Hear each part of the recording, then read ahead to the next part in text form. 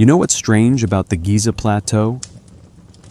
When they run ground-penetrating radar beneath the sand, they keep finding empty spaces, chambers that don't appear on any map, geometric voids that don't match anything built during the 4th dynasty. Now, most archaeologists will tell you these are probably natural cavities, maybe some unmapped burial shafts from later periods. But a handful of researchers look at those radar images and wonder, what if there's something down there that's older than the pyramids themselves? Hey, welcome. Really glad you're here. I'm guessing it's pretty late where you are right now. Maybe you've had one of those days, you know? Brain won't quite shut off. So, thank you for being here, seriously. We're going to spend the next few hours with one of the wildest questions in archaeology, and I think you're going to enjoy this. Here's the basic setup. Everything you learned in school about ancient Egypt. The timeline that says the Great Pyramid went up around 2580 BCE under Pharaoh Khufu, that the Sphinx was carved a bit later by his son, all of that comes from really solid evidence.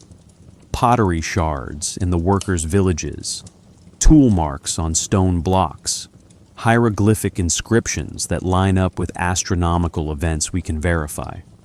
Mainstream Egyptology didn't just guess at this stuff, but then you've got these weird details that don't quite fit. The Sphinx sits in an enclosure with deep vertical erosion patterns, the kind caused by heavy rainfall. Except Egypt turned into desert around 5000 BCE. That's 2,000 years before anyone supposedly carved the Sphinx. Then there's the Serapeum of Saqqara, these massive granite boxes with corners machined to perfect 90-degree angles, and surfaces flat to within thousandths of an inch. Ancient Egyptian records themselves sometimes say strange things, like the Inventory Stela, claiming Khufu repaired the Sphinx, not built it. And if you look at Sumerian mythology from Mesopotamia, you find stories about the Anunnaki, these beings who came down and taught humans how to build civilizations. So, what if the pharaohs didn't actually construct the biggest monuments? What if they inherited them? What if the pyramids and the Sphinx and those underground chambers were already sitting there, already ancient, when the 1st dynasty formed around 3100 BCE. Look, I need to be straight with you. This idea lives way outside mainstream archaeology. Most scholars reject it, but it's based on real geological surveys, legitimate engineering analysis, and mythology that shows up across multiple ancient cultures. Both sides have their evidence. Both perspectives are worth hearing. We're not going to solve this tonight. That's not the goal. We're just going to explore it together, look at what we know and what we don't know, and sit with the mystery for a while.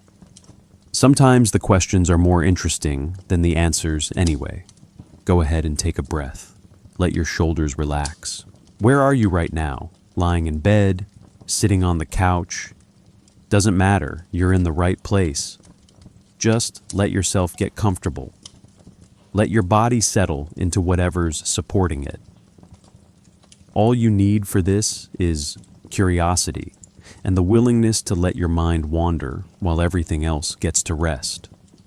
Oh, and if you're enjoying this, a quick like or subscribe really helps other people find these nighttime journeys through ancient history. I appreciate you being here. All right, so picture this. It's twilight at Giza. The sun's dropping behind the plateau, and the temperature's finally falling from that brutal 38 degrees Celsius down to something you could actually stand in. The sand under your feet is cooling from burning hot to just warm. The pyramids catch the last bit of golden light for maybe 10 minutes, their limestone faces glowing before the shadows climb up from the base. If you were standing there, you'd be standing on top of layers, tombs from the pharaohs, settlements, from before Egypt even had writing, and maybe, just maybe, something even older than that. Something that sat in the dark while empires rose and crumbled above it, while whole languages were spoken and forgotten, while the stars themselves moved through their slow cycles. The ground holds on to its secrets. But every now and then, if you look closely enough, you catch a hint of something, a whisper from way, way back. That's what we're chasing tonight. The Sahara wasn't always a desert. If you could travel back 11,000 years, you'd step into a different world entirely. Grasslands stretched where sand dunes stand today. Acacia trees clustered along riverbanks that no longer exist. Lakes, some of them massive, filled basins that are now just shallow depressions in bedrock. The land that would become Egypt was green, humid, and alive with movement. This period, what climatologists call the African humid period, lasted from roughly 11,000 BCE to about 5,000 BCE.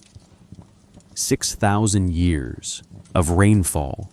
Monsoon patterns that had shifted north brought seasonal storms across North Africa. Rivers carved channels through limestone. Vegetation took root. Animals migrated in. Populations of antelope and wild cattle, predators following behind them. People lived here too, hunter-gatherers at first, then gradually settling into more permanent camps near water sources. The Nile flowed differently back then. Its course wandered across a broader floodplain, multiple channels braiding and splitting, seasonal lakes forming in low areas. Papyrus marshes grew thick along the banks. Crocodiles basked on mudflats.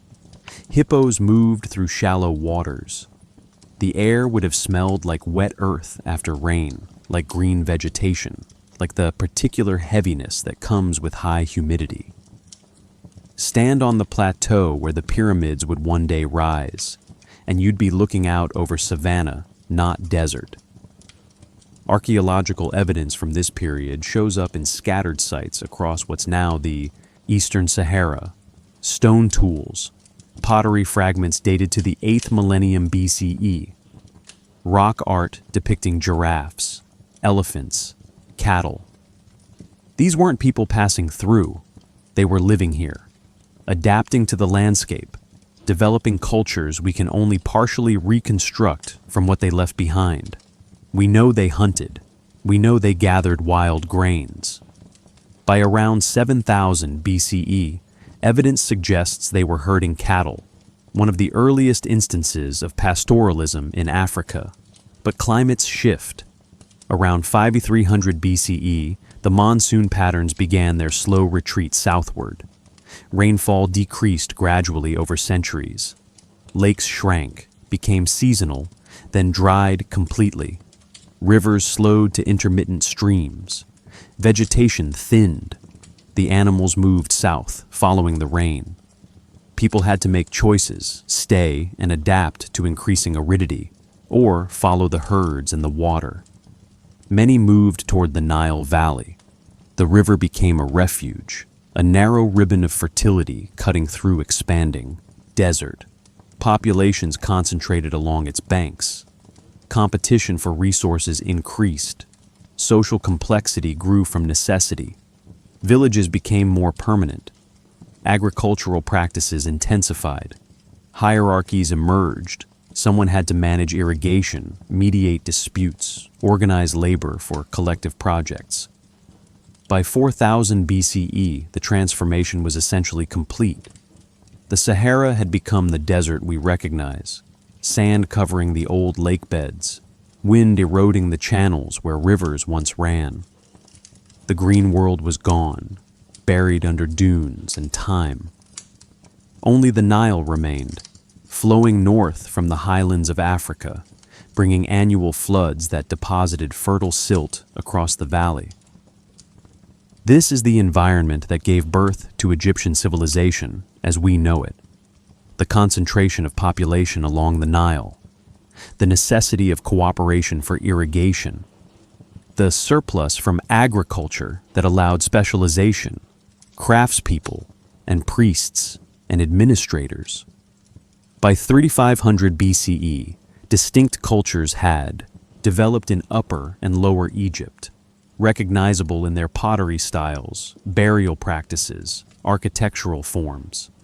And yet, if there was something older, some earlier attempt at civilization during the humid period when the land was green, it would be buried now, covered by sand, hidden beneath the monuments that came later. The geological record shows what the climate was. The archaeological record shows where people lived. What it doesn't show, what it can't show conclusively, is everything that might have been built and then erased by 6,000 years of wind and sand.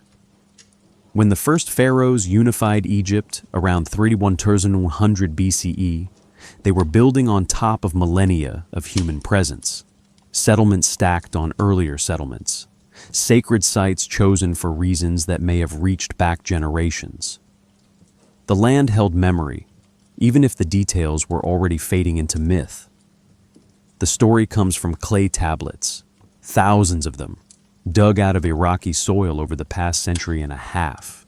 Cuneiform writing pressed into wet clay, then baked hard, surviving 3,000 years while empires collapsed around them.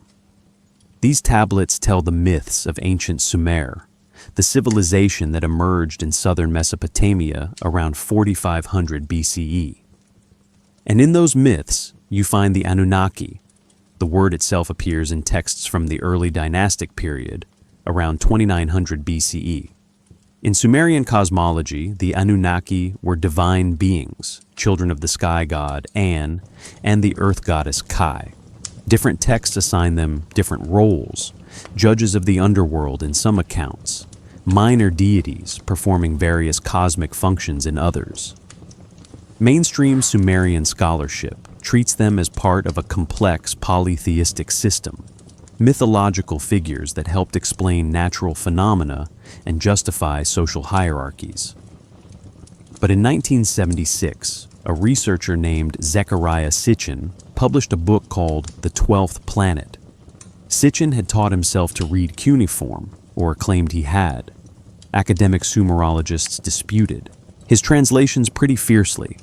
His interpretation was radical. He argued the Anunnaki weren't mythological at all. They were extraterrestrial beings who came to Earth roughly 450,000 years ago from a planet called Nibiru. They genetically engineered Homo sapiens to serve as a labor force for mining gold. They built the first cities. They taught humans agriculture, mathematics, astronomy, and architecture. Every major ancient civilization, Sitchin claimed, arose from Anunnaki intervention. The academic community rejected this almost universally. Linguists pointed out errors in his translations. Astronomers noted that a planet with Nibiru's proposed orbit would be gravitationally impossible. Archaeologists showed how human development could be traced through gradual technological progression without invoking ancient astronauts. The evidence for his claims, they argued, simply wasn't there. Yet the idea spread. Sitchin published 13 more books over 3 decades, each expanding his theories. Other writers picked up the thread, adding their own interpretations. Ancient astronaut theory, as it came to be called, found a large audience. People read these books, watched documentaries, and started looking at ancient monuments differently. Why? Maybe because the notion of forgotten cosmic visitors speaks to something deep in human psychology. The feeling that we've lost something important, that our ancestors knew things we've forgotten. The appeal is understandable. Look at Sumerian achievements, cuneiform writing systems, sophisticated mathematics, astronomical observations, urban planning, irrigation networks. All of this emerged remarkably quickly between 4000 and 3000 BCE. Similar rapid development happened in Egypt around the same time. Hieroglyphic writing, monumental architecture, complex theological systems. In the Indus Valley, along the Yellow River in China, Patterns of sudden civilizational flowering appear across multiple continents within a relatively narrow window of time. Mainstream archaeology explains this through independent development. Agriculture created surplus. Surplus allowed specialization. Specialization led to innovation.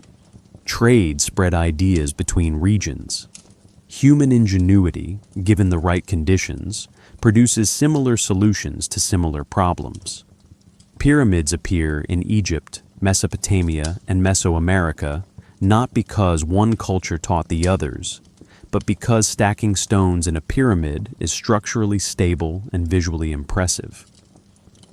The alternative interpretation sees this clustering of development as too coordinated to be coincidental. If the Anunnaki existed, if they did intervene in human development, you'd expect to see exactly this pattern. Multiple cultures advancing rapidly in similar ways around the same time. Shared mythological themes across distant civilizations, gods descending from the sky, divine beings teaching essential skills, stories of a great flood. Architectural techniques that seem too advanced for the supposed technological level, precision stone cutting, astronomical alignments, massive construction projects. The cylinder seals from Sumer show intriguing imagery. Winged figures, sometimes interpreted as angels or protective spirits in traditional scholarship. Sitchin saw them as depictions of the Anunnaki themselves, their wings representing their ability to fly between worlds. One famous seal, often called the Akkadian seal, shows celestial bodies in what some claim is our solar system, including a mysterious additional planet between Mars and Jupiter. Astronomers point out it doesn't actually match our solar system's arrangement. Sitchin supporters argue the positions are symbolic, not literal. Cross-cultural mythology does reveal interesting parallels. The Sumerian Enki, described as a god who brings civilization to humanity. The Egyptian Thoth, similarly portrayed as teaching writing, mathematics, and science. The Mesoamerican Quetzalcoatl, a bearded figure who arrives from across the sea bringing knowledge. Hindu texts describe the Vimanas, flying vehicles used by gods. These similarities might reflect common human storytelling patterns, or they might preserve fragments of actual historical contact with someone we no longer remember clearly. The Anunnaki narrative exists outside mainstream acceptance. That needs to be said clearly, but it persists because it offers an explanation for things that feel inexplicable. How did ancient people move 200-ton stones? How did they align structures to celestial north within fractions of a degree? How did separate cultures develop such similar myths? Standard archaeology provides answers to these questions, answers involving human cleverness, patient observation, and thousands of hours of labor. For some, those answers feel insufficient. For others, they're perfectly adequate. The debate continues. Egyptian mythology doesn't start with pyramids. It starts with the Zep Tepi, the first time, when gods walked the earth and creation was still fresh. The concept appears throughout Egyptian religious texts. The pyramid texts, carved inside 5th and 6th dynasty burial chambers around 2400 BCE, reference it. The coffin texts from the Middle Kingdom expand on it. Later sources like the Book of the Dead continue the tradition. Zep Tepi represents a golden age, a period when divine beings ruled directly, when the cosmic order was established, when the patterns of civilization were laid down for humans to follow. The story, as much as it can be reconstructed from fragmentary sources, goes something like this. In the beginning, there was Nun, the primordial waters of chaos. From Nun emerged Adam, the creator god, who brought forth the first land, a mound rising from the waters. On this mound, creation began. Adam generated other gods, Shu and Tefnut, air and moisture. They produced Geb and Nut, earth and sky. From Geb and Nut came Osiris, Isis, Set, and Nephthys, the gods most directly involved in earthly affairs. Osiris ruled Egypt during the Zep Tepi. He taught humans agriculture, showing them how to plant grain, how to harvest, how to make bread and beer. He established laws, religious practices, social order. Egypt thrived under his rule, a paradise where divine wisdom guided every aspect of life. Then Set, his brother, murdered him out of jealousy, dismembering his body and scattering the pieces across Egypt. Isis collected the fragments and, with magical help from Thoth, reassembled Osiris long enough to conceive Horus. Osiris then descended to rule the underworld, while Horus eventually defeated Set and became the prototype for all earthly pharaohs. That's the mythological core, but there are details that blur the line between myth and possible historical memory. The Turin King List, a papyrus from the 13th dynasty around 1700 BCE, presents a chronology of Egyptian rulers. The document is damaged, large sections missing, but what remains is revealing. It starts not with human pharaohs, but with gods. The papyrus lists divine rulers, reigns measured in impossibly long spans. Then comes a section for the Shemsu Hor, the followers of Horus, semi-divine beings who ruled after the gods, but before mortal kings. Only after this do recognizable historical pharaohs appear. The Palermo stone, a stele fragment dated to the 5th dynasty, around 2400 BCE, shows similar structure. Pre-dynastic rulers listed before the historical dynasties begin. Academic Egyptology interprets these as mythological legitimation, a way for pharaohs to claim divine ancestry and justify their authority. The god-kings weren't real people. They were symbols connecting earthly power to cosmic order. But what if Egyptian priests were preserving genuine tradition? What if the lists recorded actual rulers, even if the chronology had become garbled through millennia of oral transmission before finally being written down? Thoth presents another interesting case. Described as the inventor of writing, the measurer of time, the keeper of divine knowledge, he appears in countless texts as a mediator, a teacher, a civilizing force. The Greeks later identified him with Hermes, creating the syncretic figure of Hermes Trismegistus. Medieval alchemical texts claimed Thoth had written books containing all wisdom, hidden away for future generations to discover. The notion of the Hall of Records beneath the Sphinx, which we'll explore later, draws partly from this tradition.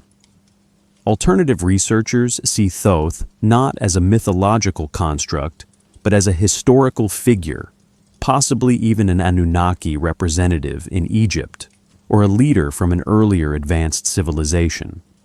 His role as knowledge bringer parallels the Sumerian Enki, the Mesoamerican Quetzalcoatl, the Vedic Narada. The pattern repeats, a wise figure arriving to teach essential skills to developing cultures.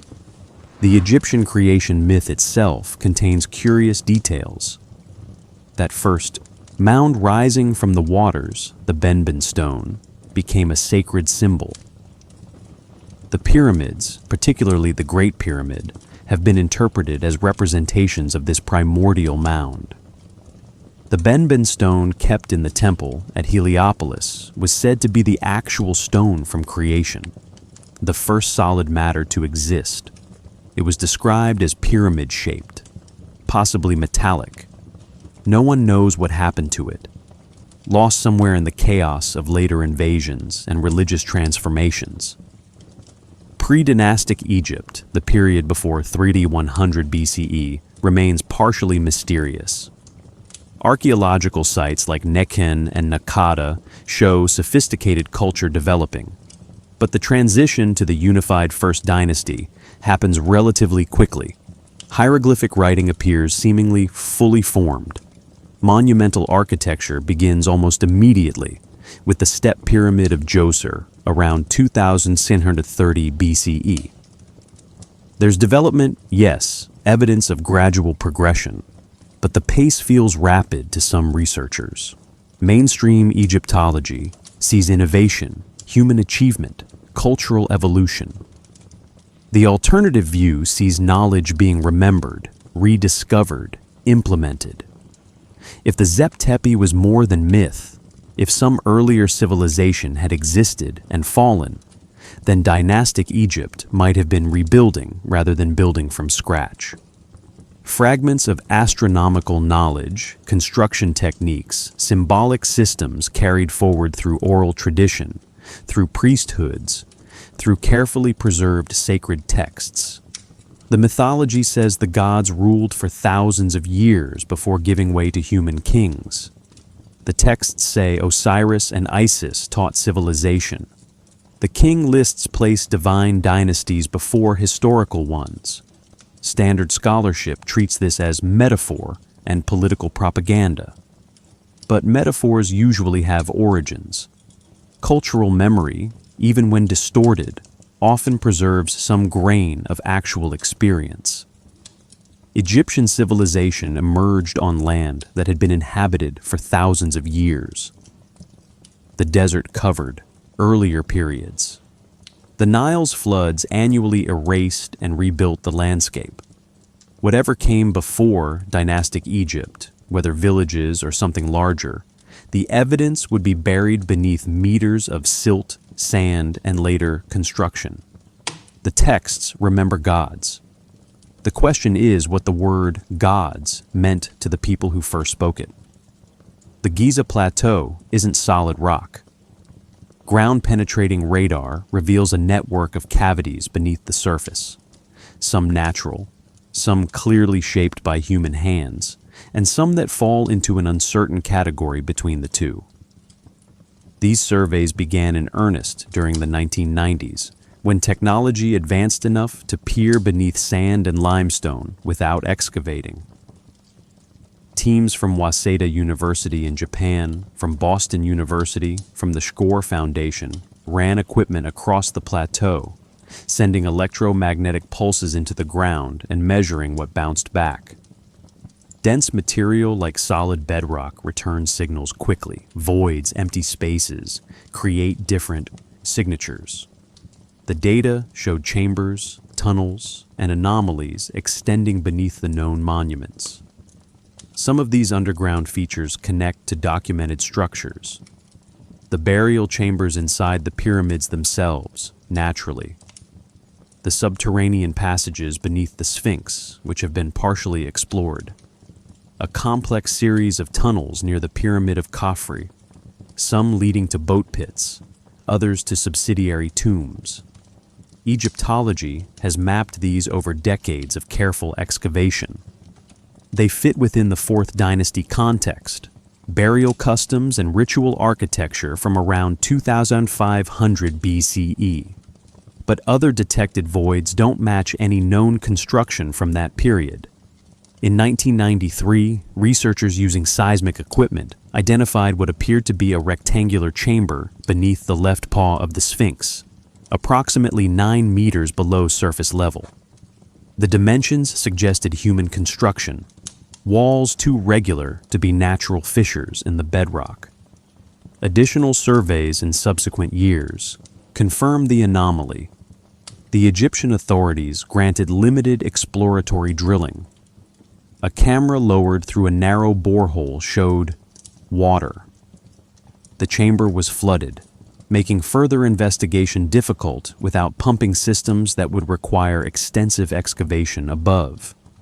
This chamber, sometimes called the Osiris Shaft, had actually been known in some form since the 1930s, when archaeologist Selim Hassan conducted excavations on the plateau. Hassan's team cleared sand from a vertical shaft near the Sphinx, descending through 3 levels cut into the bedrock. The lowest level, about 30 meters down, opened into a chamber with an island platform surrounded by water. On the platform sat a granite sarcophagus. Hassan documented it, noting the chamber's unusual design and the water that had seeped in from the ancient water table. But the more recent surveys suggested additional spaces beyond what Hassan explored. Chambers extending laterally from the main shaft. Possible connections to other tunnel systems. The water level made verification challenging. The Egyptian government, protective of the site and cautious about invasive techniques, restricted further excavation. The voids remain largely unexplored. Around the pyramids themselves, geophysical surveys detected more anomalies. Linear features running beneath the plateau's surface, some aligned with cardinal directions, others following patterns that don't match known structures. Natural geological features, unmapped tombs, water channels from some ancient irrigation system. The radar data shows that something is there, but interpretation requires excavation, and excavation around the pyramids faces significant bureaucratic and practical obstacles. The Great Pyramid contains its own mysteries. In 2017, an international team using muon particle detection, a technique borrowed from particle physics, confirmed the existence of a large void above the Grand Gallery. The space, roughly 30 meters long, with a cross-section similar to the Grand Gallery itself, had no known access point. Egyptologists proposed various explanations. Perhaps a construction gap, empty space left to relieve weight on the chamber below. Perhaps a sealed chamber that served some purpose during the building process. The Egyptian Ministry of Antiquities responded cautiously, acknowledging the discovery, but emphasizing that more study was needed before conclusions could be drawn. Accessing these spaces isn't simple. The pyramids are UNESCO World Heritage Sites. Drilling creates permanent damage. Opening new passages risks structural instability. And there's the political dimension. Egypt's relationship with its archaeological heritage is complex. Source of national pride, major economic asset through tourism, and subject of historical exploitation by foreign excavators. Decisions about investigation move slowly, balanced against preservation concerns and sovereignty over cultural patrimony. So the voids remain, detected but not entered, mapped in outline but not fully understood. The technology exists to look beneath the surface, but the combination of physical obstacles, bureaucratic caution, and preservation ethics keeps most of these spaces sealed. What lies in those chambers?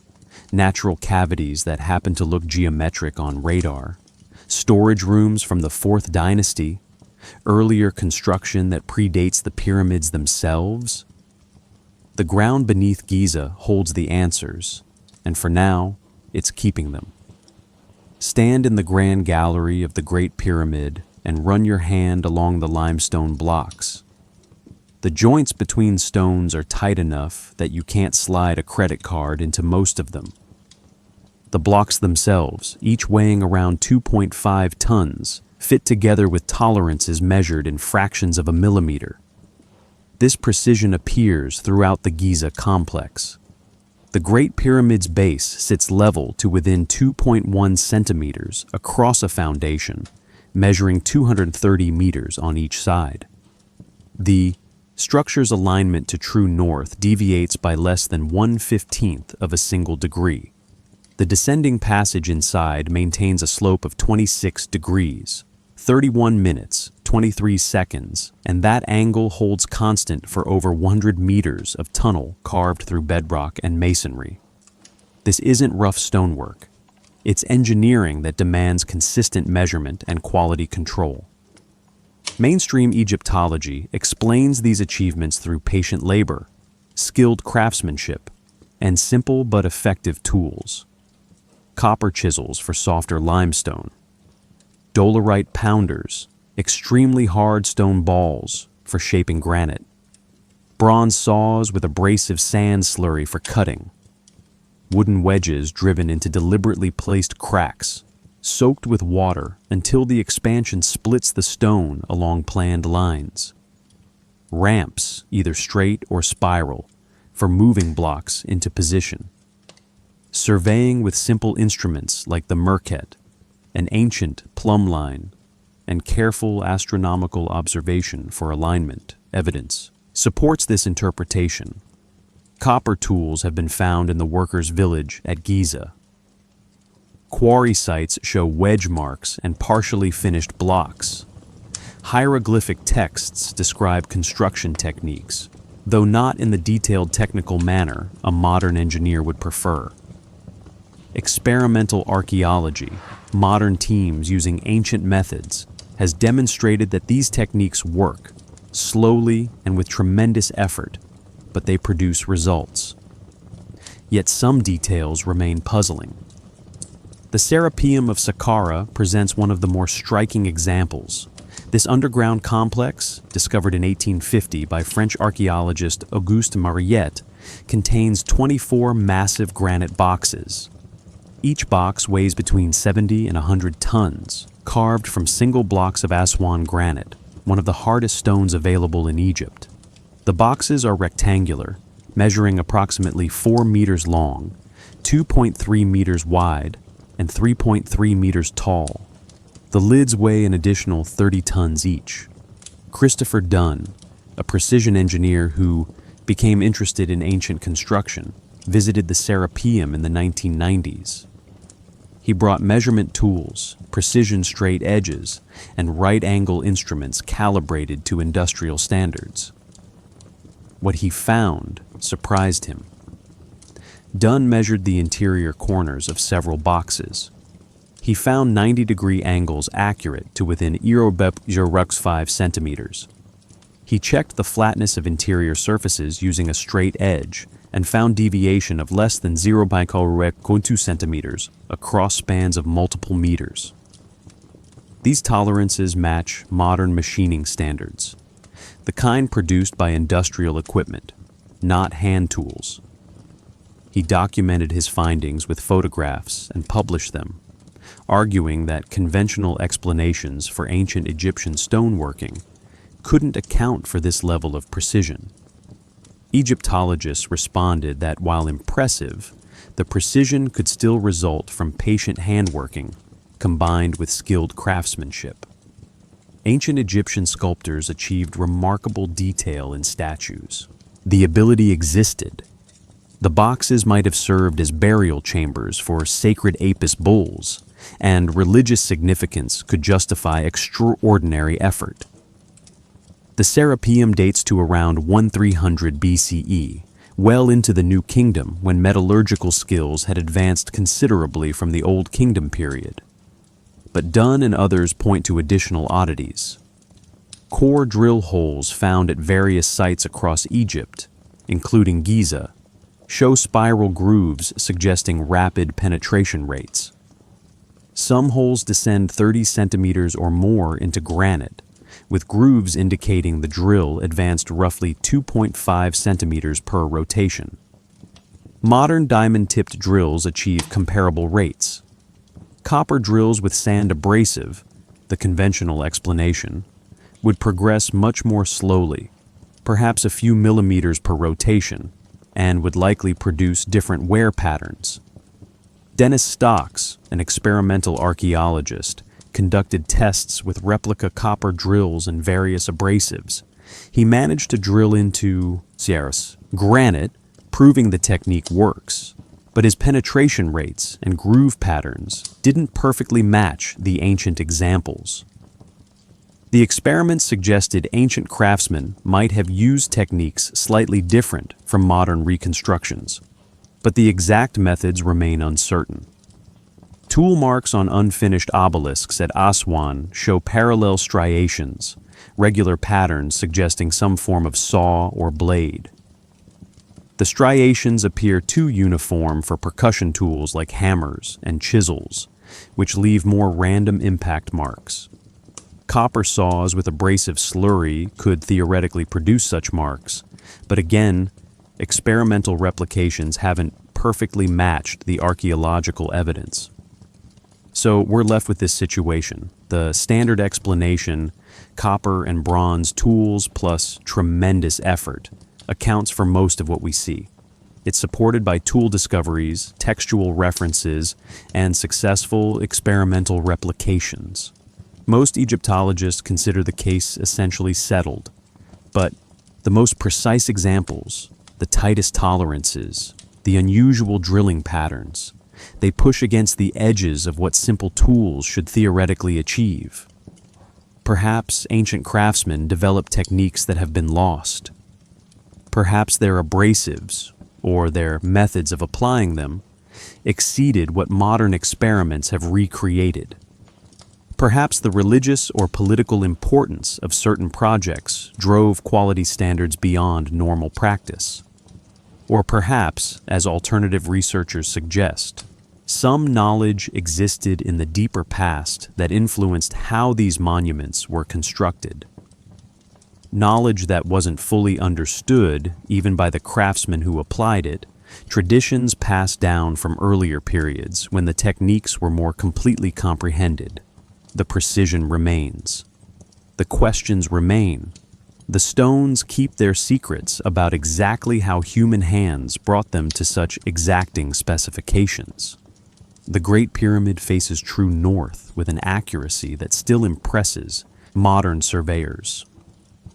The deviation is approximately 3 arc minutes. That's 3/60ths of a single degree. To put that in perspective, if you stood at the pyramid's northern face and looked along the edge, you'd need to shift your gaze about the width of a pencil eraser held at arm's length to point at true north. This alignment wasn't accidental. The builders clearly intended it. All 3 main pyramids at Giza share similar precise cardinal alignments. The mortuary temples, causeways, and subsidiary structures follow the same orientation. The entire complex coordinates to the cardinal directions with what can only be deliberate accuracy. Ancient Egyptians had methods for finding north. One technique involved observing the stars, specifically the circumpolar stars that never set below the horizon. An observer could mark the rising and setting points of a star on the eastern and western horizon using a merket, a simple sighting tool consisting of a plumb line and a bar with a central notch. The midpoint between those 2 marks gives a north-south line. With patience and clear skies, this method achieves impressive accuracy. Another technique used the sun's shadow. On the equinoxes, when day and night are equal length, the sun rises precisely in the east and sets precisely in the west. Track the shadow of a vertical pole throughout the day, mark its shortest length at solar noon, and you've established north-south. Egyptologist Kate Spence proposed a different stellar method in 2000, suggesting the builders used 2 specific stars, one in Ursa Major and one in Ursa Minor, sighting when they aligned vertically in the night sky to determine true north. Her calculations showed this method would have produced an alignment in 2467 BCE that closely matches the pyramid's actual orientation, fitting nicely with the conventional construction date. So the alignment itself doesn't require mysterious technology. What intrigues researchers is the consistency. Why did alignment matter so much? Religious significance provides part of the answer. The pyramid represented a stairway to the heavens, a means for the pharaoh's soul to ascend to join the circumpolar stars, which Egyptians associated with immortality because they never disappeared below the horizon. Aligning the structure to cosmic order connected earthly kingship to eternal celestial patterns. But then there's the Orion correlation theory, Robert Bauval, a construction engineer and independent researcher, noticed something in 1983 while looking at a photograph of the three Giza pyramids from above. Their arrangement, the relative positions and sizes, seemed to mirror the three stars of Orion's belt. The smallest pyramid, Menkaure's, sits slightly offset from the diagonal line connecting the other two, just as the star Mintaka is slightly offset from the line connecting Alnitak and Alnilam. Bauval developed this observation into a broader theory. The Nile River corresponds to the Milky Way. The pyramids on the west bank match the stars on the western side of the Milky Way in the sky. The entire Giza layout, he argued, represents a terrestrial map of a specific portion of the heavens, specifically the region around Orion, which Egyptians associated with Osiris. He took it further. Using astronomical software, Bauval calculated when the Orion constellation would have appeared in a position that perfectly matched the ground layout of Giza. The answer came back as approximately 10,500 BCE, during a moment of precessional alignment when Orion reached its lowest point in the sky before beginning its upward cycle again.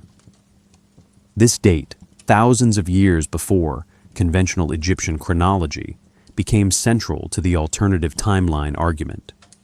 Mainstream astronomers and Egyptologists pushed back. The correlation between the pyramids and Orion's belt, while visually interesting, wasn't perfect. The sizes don't match exactly. The offset, while present, isn't identical. Humans are pattern recognition machines. We see alignments even in random data. The ancient Egyptians did associate the pyramids with stars. The pyramid texts explicitly connect the pharaoh with Orion, but that doesn't mean the entire complex was positioned to match a specific astronomical configuration from 10,500 BCE. Ed Krupp, an astronomer who directs the Griffith Observatory, pointed out that if you're going to match three objects to three stars, you have a 50-50 chance of getting the pattern right just by random placement. The offset everyone points to? It works if you flip the star map upside down. Look at Orion from the southern hemisphere or from a celestial perspective looking down on Earth, and the match improves. But ancient Egyptians would have viewed the stars from their earthly position in the northern hemisphere, where the correlation isn't quite as clean. There are other astronomical features at Giza worth noting. The southern shaft from the king's chamber in the Great Pyramid pointed, in 2500 BCE, toward the star Alnitak in Orion's belt when it crossed the meridian. The northern shaft pointed at Thuban, the pole star at that time. Earth's axis precesses, so our North Star changes over millennia. These alignments support the conventional dating and show the builders incorporated stellar observations into the design. Precession itself is interesting. The Earth wobbles on its axis over a cycle of roughly 25,120 years. This causes the position of stars relative to the horizon to shift slowly.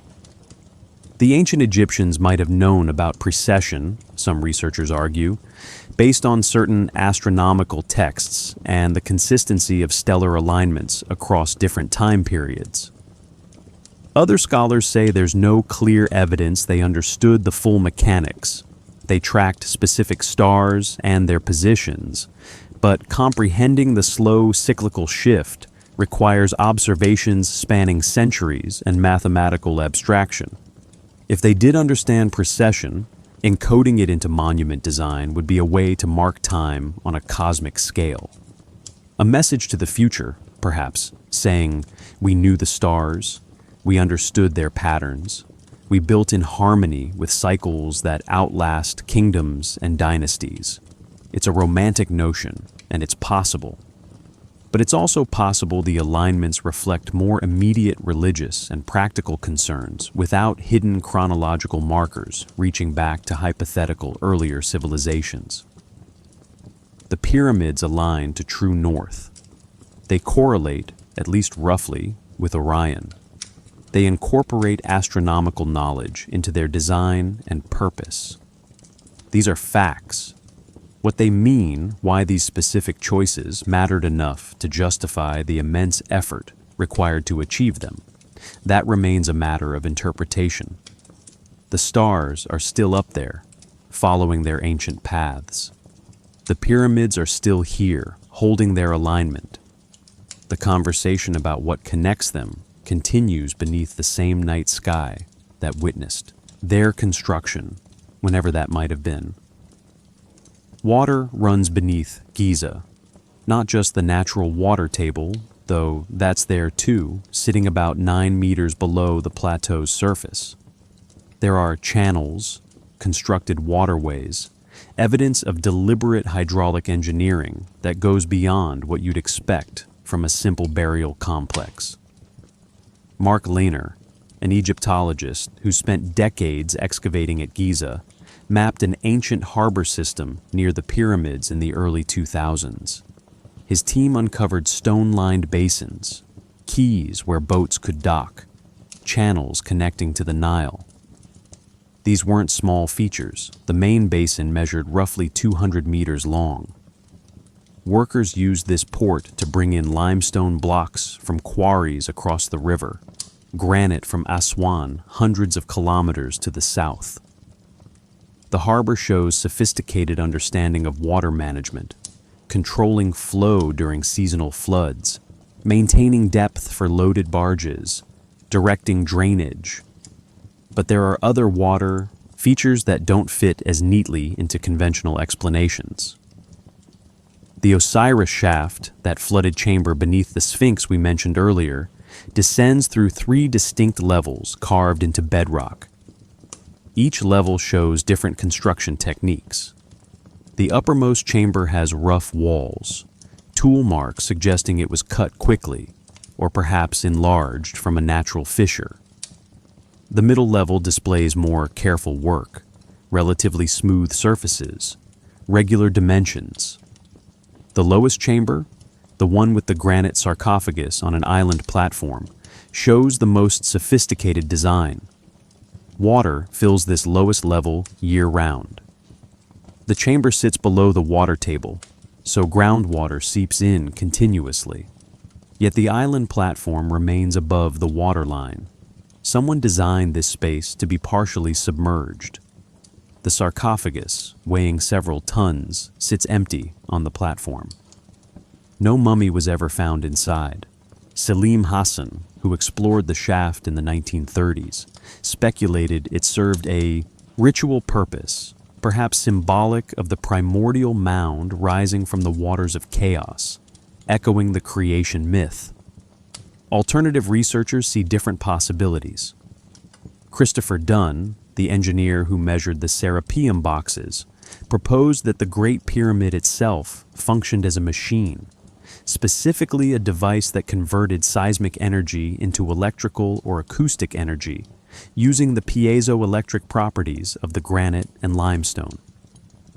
In this hypothesis, water played a crucial role. The subterranean chamber beneath the pyramid shows evidence of water damage, salt deposits on the walls, erosion patterns suggesting flowing water at some point in the past. Dunn's theory involves water entering through now sealed channels, flowing through the ascending and descending passages, creating pressure differentials that would cause the granite beams in the king's chamber to vibrate at specific frequencies. The pyramid as resonance chamber, as power plant, as something fundamentally different from a tomb. Mainstream Egyptology dismisses this. There's no archaeological evidence of the mechanical components such a system would require, no ancient texts describing such a purpose, no comparable structures elsewhere in Egypt. But the acoustic properties of the king's chamber are real and measurable. Researchers have recorded its resonant frequency at approximately 438 Hz, close to the modern concert pitch of A. The chamber amplifies sound in that frequency range, and the 5 granite beams above the chamber, each weighing around 70 tons, would vibrate sympathetically when exposed to those frequencies. Whether this was intentional or coincidental remains debatable. Seismic surveys have detected underground water channels across the Giza Plateau. Some connect to known structures. Others run beneath areas that haven't been excavated. The function of these channels isn't always clear. Drainage from the Nile's annual floods. That's likely for some of them. But others follow paths that don't align with simple drainage patterns, running perpendicular to the natural slope, connecting chambers that seem isolated from each other. In 1993, a German team using ground-penetrating radar identified what appeared to be a network of tunnels extending from the Sphinx enclosure toward the pyramids. The Egyptian authorities restricted further investigation, citing conservation concerns and the political sensitivity of exploratory excavations. The tunnels, if they exist as the radar suggests, remain unmapped. Traditional Egyptian religion placed tremendous importance on water. The Nile was life itself in a desert landscape.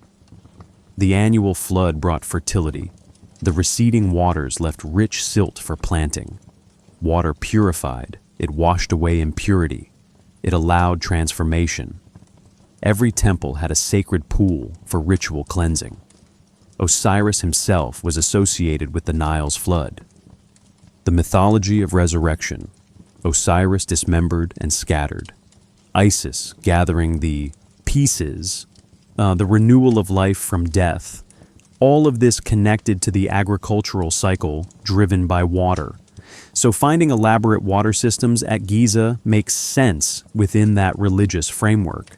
The question is scale and sophistication. Are we looking at symbolic pools and drainage channels appropriate for ritual use? Or are we looking at something more complex, a system whose purpose extended beyond what later Egyptians remembered or recorded? The Nile doesn't flood anymore, not since the Aswan High Dam was completed in 1970. The seasonal inundation that defined Egyptian civilization for 5,000 years has stopped. The groundwater levels beneath Giza have shifted as a result. Some chambers that were dry have flooded. Others that held water have partially drained. The changes make archaeological investigation more complicated. They also obscure how the water systems originally functioned when the river still pulsed with its ancient rhythm. The channels remain, carved into stone. What flowed through them, and why, stays partially hidden beneath accumulated silt and modern alterations to the landscape. Edgar Cayce sat in his office in Virginia Beach, eyes closed, speaking in a slow, measured voice, while a stenographer recorded every word. The year was 1933. Cayce was in a self-induced trance, a state he'd been entering regularly since childhood, and in this altered consciousness, he claimed to access information beyond normal perception. His readings, as they were called, covered an astonishing range of topics: medical diagnoses for people he'd never met, past life recollections, predictions about future events, and on multiple occasions between 1932 and 1944, detailed descriptions of Atlantis. According to Cayce's trance statements, Atlantis had been a real civilization, technologically advanced, spiritually evolved, existing in the Atlantic Ocean roughly 12,000 years ago.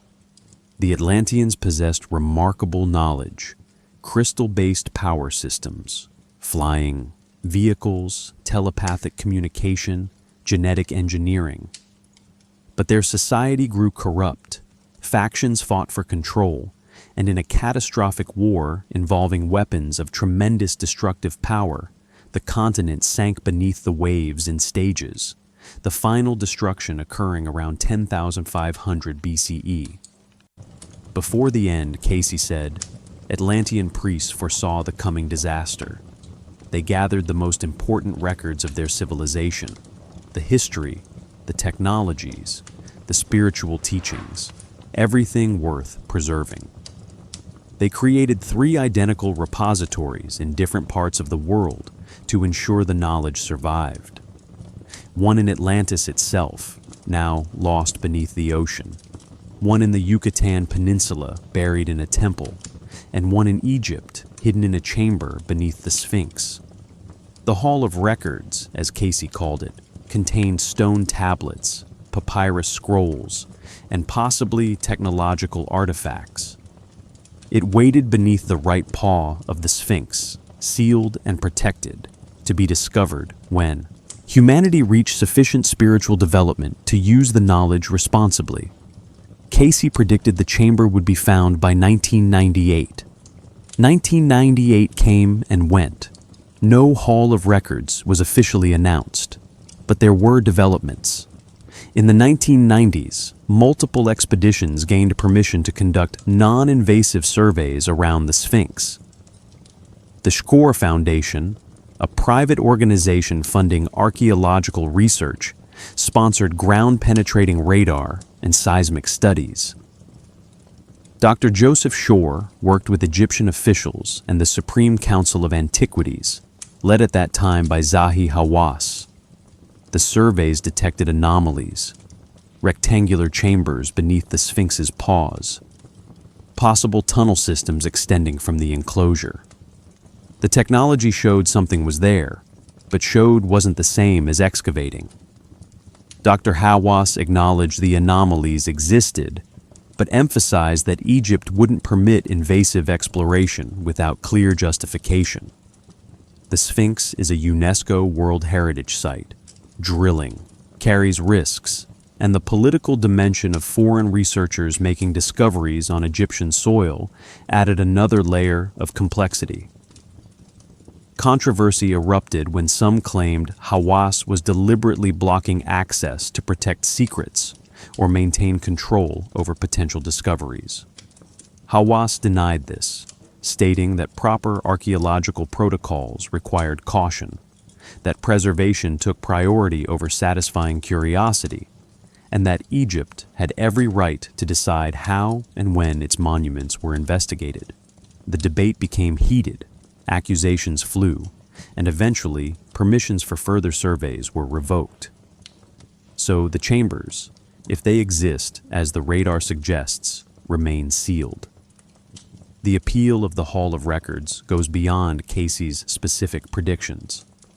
It taps into a deep human desire for lost wisdom. The Library of Alexandria, destroyed by fire, taking with it hundreds of thousands of scrolls containing ancient knowledge. The loss haunts Western culture. What if another library exists, hidden and intact? What if the answers to our biggest questions about human origins, about lost technologies, about the purpose of consciousness itself, wait in some sealed chamber for the right moment of discovery? This pattern appears across cultures. Tibetan Buddhism speaks of terma, hidden teachings buried by masters and revealed when the time is right. Indigenous Australian traditions describe knowledge stored in sacred sites, accessible only to the initiated. Medieval European legends told of hermetic texts concealed in Egypt, containing the secrets of alchemy and immortality. The specifics vary, but the archetype remains consistent. There is wisdom from the past that we've lost, and somewhere it's preserved, waiting. Casey wasn't the first to place such a repository beneath the Sphinx. Medieval Arabic sources describe tunnels under the monument, leading to chambers filled with treasures and texts. The 10th century historian Al-Masudi wrote of subterranean passages, containing talismans and wonderful sciences. Were these accounts based on actual knowledge of underground spaces, or were they later myths projected onto the mysterious monument? We don't know. What we do know is that underground chambers exist at Giza. The Osiris shaft proves that. The seismic surveys confirm additional voids. Some have been explored, most haven't. The question isn't whether there are hidden spaces. It's what those spaces contain, and when they were created. Storage rooms from the 4th dynasty, ritual chambers from the Middle Kingdom, something older. The only way to know for certain is excavation, and excavation isn't currently permitted. Meanwhile, the legend persists. Books continue to be written about the Hall of Records. Television documentaries speculate about its contents. Researchers present new evidence for chambers beneath the Sphinx, and Egyptian authorities continue to proceed cautiously with any proposals for investigation. The mystery serves multiple purposes. It draws tourists. It funds research. It keeps people engaged with ancient Egypt. Whether the chamber Casey described actually exists, the search for it has generated decades of interest in what lies beneath the sand. The inventory. Stela stands about 52 centimeters tall, carved from limestone, covered in hieroglyphic text. It was found in the early 1850s near the Great Pyramid during excavations led by Auguste Mariette, the same French archaeologist who discovered the Serapeum. The stela now resides in the Egyptian Museum in Cairo, catalog number JE 2091.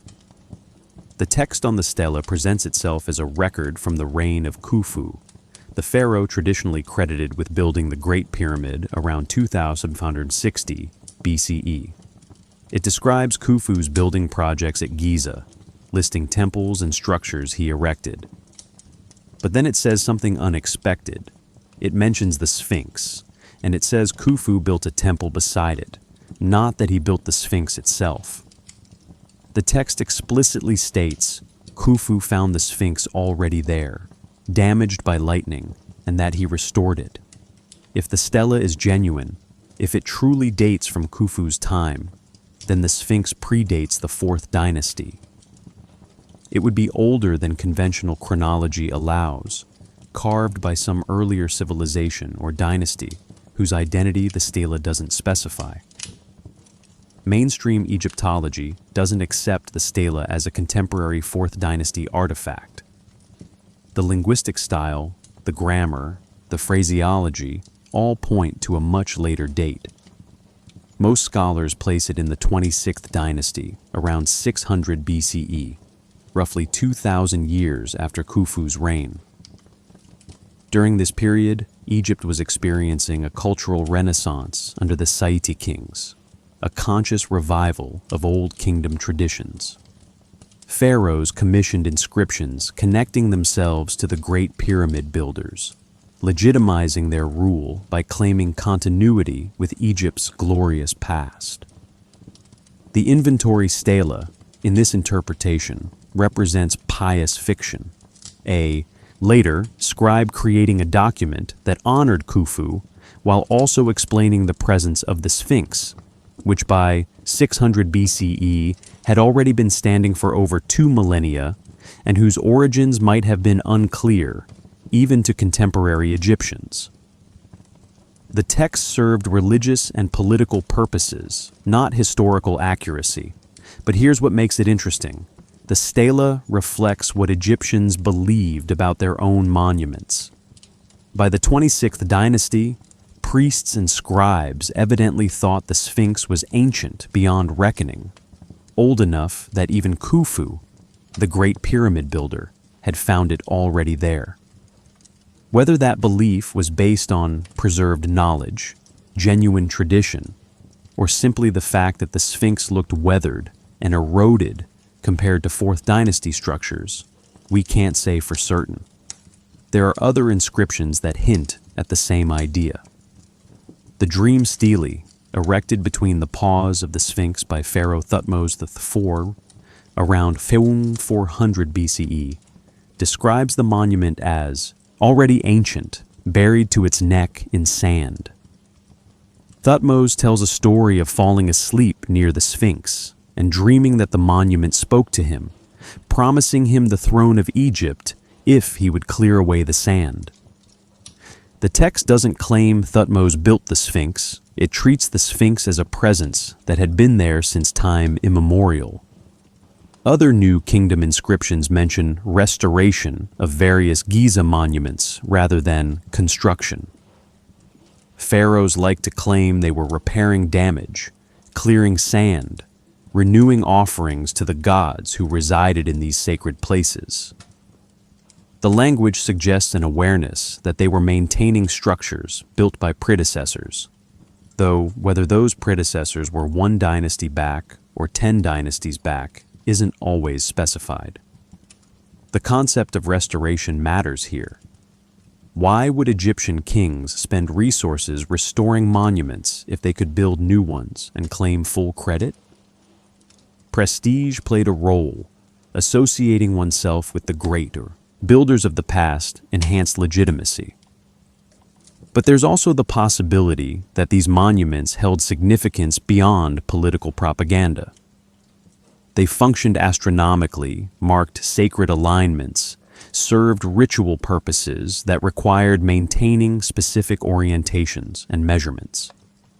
Letting them fall into decay would have disrupted religious observances that depended on their precise configuration. So, what do we make of the inventory stella's claim that Khufu restored rather than built the Sphinx? 3 interpretations exist. First, mainstream view, the stela is late fiction, ignore it. Second, middle position, the stela reflects garbled tradition. Maybe there's a grain of truth about the Sphinx being older, but the specifics are unreliable. Third, alternative view, the stela preserves accurate memory of the Sphinx predating the 4th dynasty, possibly by a substantial margin. The truth is, we don't have definitive proof for any of these positions. Dating the Sphinx is difficult. It's carved from the bedrock of the Giza Plateau, limestone that was already millions of years old when humans first shaped it. You can't carbon date stone. You can only date organic material associated with the stone, bits of wood, charcoal, seeds found in archaeological layers near the monument. And those materials date human activity around the Sphinx, not the original carving. The erosion patterns on the Sphinx enclosure, which we'll discuss more later, suggest water weathering. If that weathering came from rainfall, it would push the Sphinx's age back to the wetter climate period before 5000 BCE. But erosion analysis isn't straightforward. Different geologists interpret the same features differently, and the debate remains unsettled. The inscriptions, the stelae, the texts, they tell us what later Egyptians believed or wanted others to believe. They show a culture deeply aware of its own antiquity, preserving monuments from earlier ages, maintaining traditions whose origins had grown hazy with time. Whether those traditions reached back to a forgotten pre-dynastic civilization or simply to the early dynasties whose records were incomplete, the texts themselves can't prove. They're evidence of memory, but memory changes as it passes through generations, shaped by current needs, interpreted through present understanding. The stones remember being carved. The texts remember the stories told about the carving. Somewhere between stone and story, the actual history waits. The pattern repeats across the world. Sacred sites remain sacred, even when the culture changes, even when the original builders are forgotten. New temples rise on ancient foundations. New stories explain old structures. But the place itself, the specific geography, the orientation, the accumulated sanctity, these persist. Göbekli Tepe in southeastern Turkey rewrote what archaeologists thought they knew about civilization's timeline. The site dates to approximately 9600 BCE, making it roughly 11,600 years old. That's 6,000 years before Stonehenge, 7,000 years before the Egyptian pyramids. The complex consists of massive T-shaped limestone pillars, some weighing up to 20 tons, arranged in circular enclosures. The pillars are carved with reliefs of animals, scorpions, foxes, lions, birds, abstract symbols, whose meaning remains uncertain. Here's what makes Göbekli Tepe remarkable. It predates agriculture. The people who built it were hunter-gatherers, or at least they existed in a transitional phase before full farming economies developed. Standard archaeological theory had always held that complex architecture required settled agricultural communities. You needed surplus food to feed specialized craftsmen and laborers. You needed social hierarchy to organize large-scale projects. Göbekli Tepe demonstrates that monumental construction came first, that people gathered to build before they gathered to farm. And then, around 8000 BCE, the entire complex was deliberately buried. The builders filled in the enclosures with debris, covered the pillars, sealed the site beneath earth and rubble. Why? No one knows. The effort required to bury it rivaled the effort required to build it. Something changed, some shift in religious practice or social structure, and the decision was made to hide the sanctuary rather than abandon it or destroy it. Baalbek in Lebanon presents a different puzzle. The Romans built a massive temple complex there, the Temple of Jupiter, one of the largest in the empire. But the Roman construction sits on top of an earlier foundation, and this foundation contains some of the largest work stones ever moved by humans. 3 blocks, known as the Trilithon, each weigh approximately 800 tons.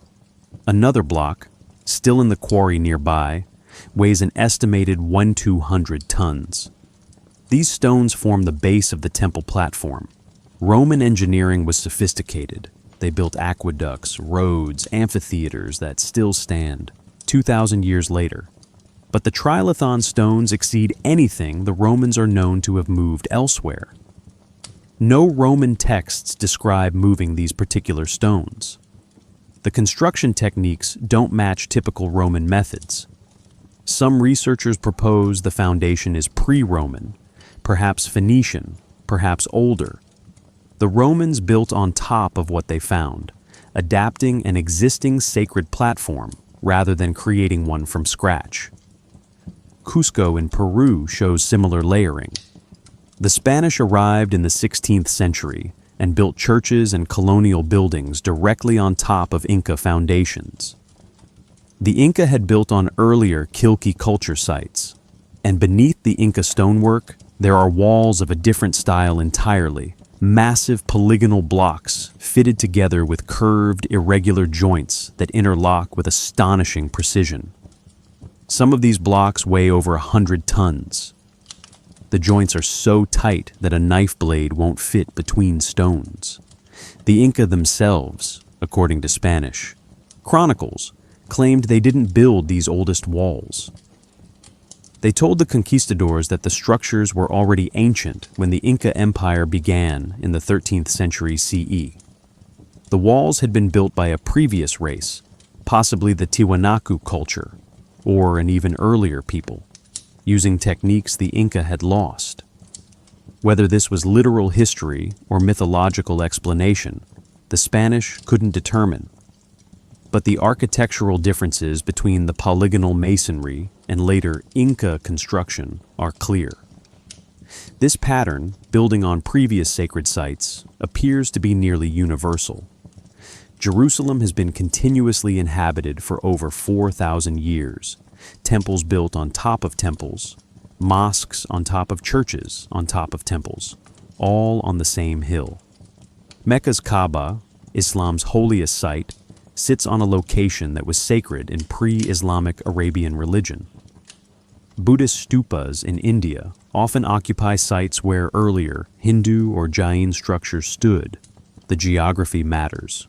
The orientation matters. The accumulated centuries of ritual and pilgrimage create a spiritual weight that transcends any single culture's theology. Why? Practicality explains part of it. If there's already a platform, already a foundation, building on top saves labor. Political reasons matter too. Conquerors assert dominance by replacing the old gods with new ones, but maintaining the location acknowledges the site's power. And there may be astronomical or geological factors, places with specific alignments to celestial events, locations with unusual acoustic or magnetic properties, springs or caves that were considered gateways to the underworld. At Giza, the pattern holds. The pyramids themselves might be 4th dynasty, but the plateau was inhabited long before. Pre-dynastic settlements have been found nearby. The Sphinx, if it's older than the pyramids, represents an earlier layer. And beneath the Sphinx, beneath the pyramids, those sealed chambers and water channels might represent earlier layers still. Ancient cultures didn't always understand their predecessors' technology. Medieval Europeans thought Roman aqueducts were the work of giants or sorcerers, the engineering knowledge having been lost during the collapse of the Western Empire. The Easter Islanders who carved the Moai statues apparently forgot how to move them. The island's ecosystem collapsed. The forests needed for log rollers were cut down, and later generations could only wonder how their ancestors had transported 80-ton figures across the island. Egypt might represent a similar case. The 4th dynasty pharaohs, building on a site that was already sacred, already aligned, already embedded with knowledge from earlier periods. The precision, the astronomical orientations, the hydraulic systems, perhaps these weren't innovations, but restorations, attempts to recreate or maintain what had come before. The later Egyptians themselves seem to have felt this.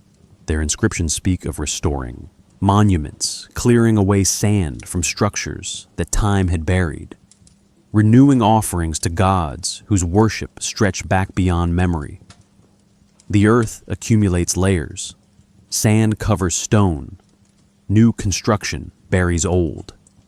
Civilizations rise, reach their height, decline, and the next culture builds on the rubble. Sometimes the knowledge survives, transmitted through priesthoods, encoded in myths, preserved in the proportions and alignments of the structures themselves. Sometimes it's lost, and later generations can only stare at what remains and wonder how it was accomplished. Giza stands at the intersection of these possibilities, impressive enough to suggest lost capabilities, documented enough to show human achievement, mysterious enough to keep us asking questions about what we still haven't uncovered beneath the sand. Two civilizations emerged almost simultaneously on opposite ends of the ancient Near East. Sumer in southern Mesopotamia, between the Tigris and Euphrates rivers. Egypt, along the Nile Valley, both developed writing systems around 3200 BCE. Both built monumental architecture. Both created complex religious cosmologies involving gods, creation myths, and the afterlife. Both organized themselves into hierarchical societies with priest-kings mediating between human and divine realms. The standard archaeological explanation treats this as convergent evolution. Agriculture produced surplus. Surplus allowed specialization. Specialization led to cities. Cities required administration. Administration needed record-keeping. Writing emerged from practical necessity. The similarities between Sumer and Egypt reflect similar solutions to similar problems, not direct cultural transmission or shared origin. But there are details that make researchers wonder about connections. Linguistic parallels appear in unexpected places. The Sumerian word ab means sea or ocean. The Egyptian word ab means water. The Sumerian En denotes a lord or priest. The Egyptian En appears in words related to divine authority. These might be coincidences, languages borrowing from each other through trade contacts, or they might hint at something deeper. Dr. Robert Temple, a scholar of ancient languages, has argued for a common linguistic ancestor, a mother tongue that influenced both cultures during their formative periods. Mainstream linguists remain skeptical, pointing out that similar-sounding words don't necessarily indicate common origin, and that the proposed connections are selective rather than systematic. Then there's the flood mythology. The Sumerian epic of Atrahasis, dating to around 1800 BCE, but preserving much older oral traditions, describes a great flood sent by the gods to destroy humanity. One man, Atrahasis, warned by the god Enki, builds a boat and survives with his family and animals. The story appears again in the Epic of Gilgamesh, where the survivor is named Utnapishtim. Egyptian texts also contain flood traditions, though less prominently. The pyramid texts mention primordial waters of chaos, and later sources describe floods as divine punishment. The biblical Noah's Ark story clearly draws from these Mesopotamian sources. The parallels are too close to be independent. Flood myths appear across dozens of cultures worldwide. Greek mythology has Deucalion. Hindu texts describe Manu surviving a deluge. Native American, Chinese, and Australian Aboriginal traditions all include catastrophic flood narratives. Either humanity experienced a genuine widespread flooding event during the end of the last ice age, when glacial melt raised sea levels by over 120 meters between 15,000 and 8,000 BCE, or the flood serves as a universal metaphor for destruction and renewal. Perhaps both. If sea levels did rise dramatically, coastal settlements would have been inundated. Early civilizations tend to emerge near water, rivers for agriculture, coastlines for fishing and trade. A global flooding event would have destroyed these coastal communities, scattering survivors inland, disrupting cultural development. The memory of this catastrophe might have been preserved in mythology, passed down through generations until it became encoded in the religious texts of Sumer, Egypt, and other ancient cultures. Architecture shows interesting similarities too. The Sumerian ziggurats, stepped pyramid structures that served as temple platforms, bear resemblance to Egyptian pyramids. The step pyramid of Djoser at Saqqara, built around 2630 BCE, consists of 6 stepped levels, rising to a height of 62 meters. The ziggurat at Ur, constructed around 2100 BCE, also features stepped levels ascending to a temple platform at the summit. Both structures represent mountains, cosmic axes connecting earth and heaven, places where gods could descend and humans could ascend. The differences matter too. Egyptian pyramids served primarily as tombs, at least in mainstream interpretation. Ziggurats functioned as active temples. Egyptian pyramids aimed for smooth-sided perfection, while ziggurats maintained their stepped appearance. The construction techniques differed. Sumerian builders used mud brick. Egyptians used limestone and granite. But the basic concept, a massive artificial mountain oriented to cardinal directions and serving religious purposes, appears in both cultures within a few centuries. Trade routes connected Mesopotamia and Egypt from early periods. Lapis lazuli from Afghanistan appears in Egyptian tombs from the First Dynasty, around 3000 BCE. This stone had to pass through Sumerian territories to reach Egypt. Egyptian pottery has been found in Mesopotamian sites. The cultures were aware of each other. Goods traveled between them, and presumably ideas traveled too.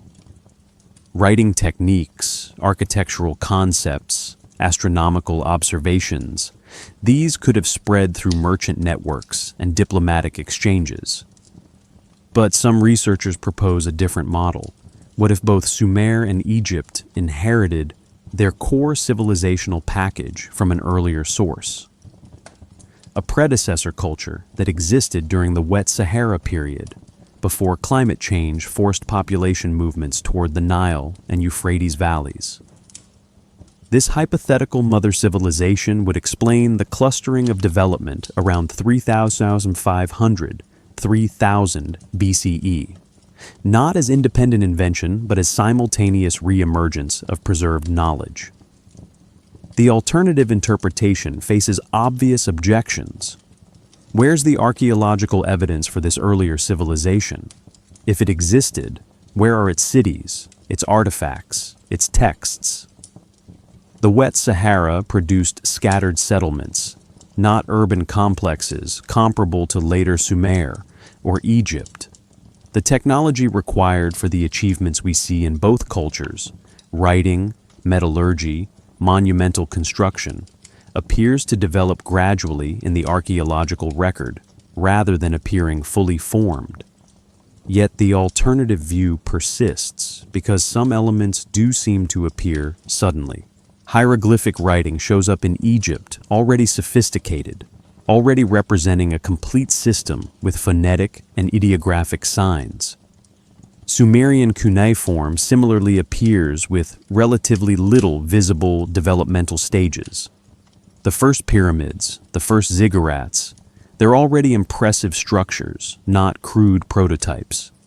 This sudden emergence could represent rapid human innovation under favorable conditions, or it could represent knowledge being implemented after a period of preservation and transmission. The Anunnaki narrative fits into this framework. If the Anunnaki were real, whether as extraterrestrial visitors or as representatives of an earlier terrestrial civilization, their influence would logically appear in multiple cultures. You wouldn't expect them to teach only one group of humans.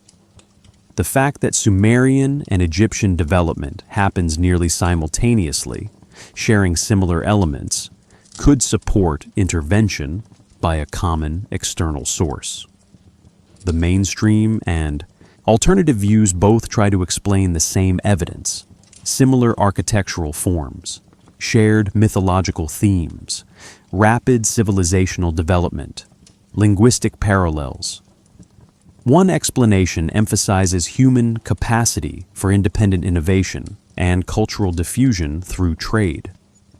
The other explanation emphasizes transmission from a prior source, whether that source was Atlantean refugees, Anunnaki culture bringers, or a sophisticated but now lost human civilization from the early Holocene.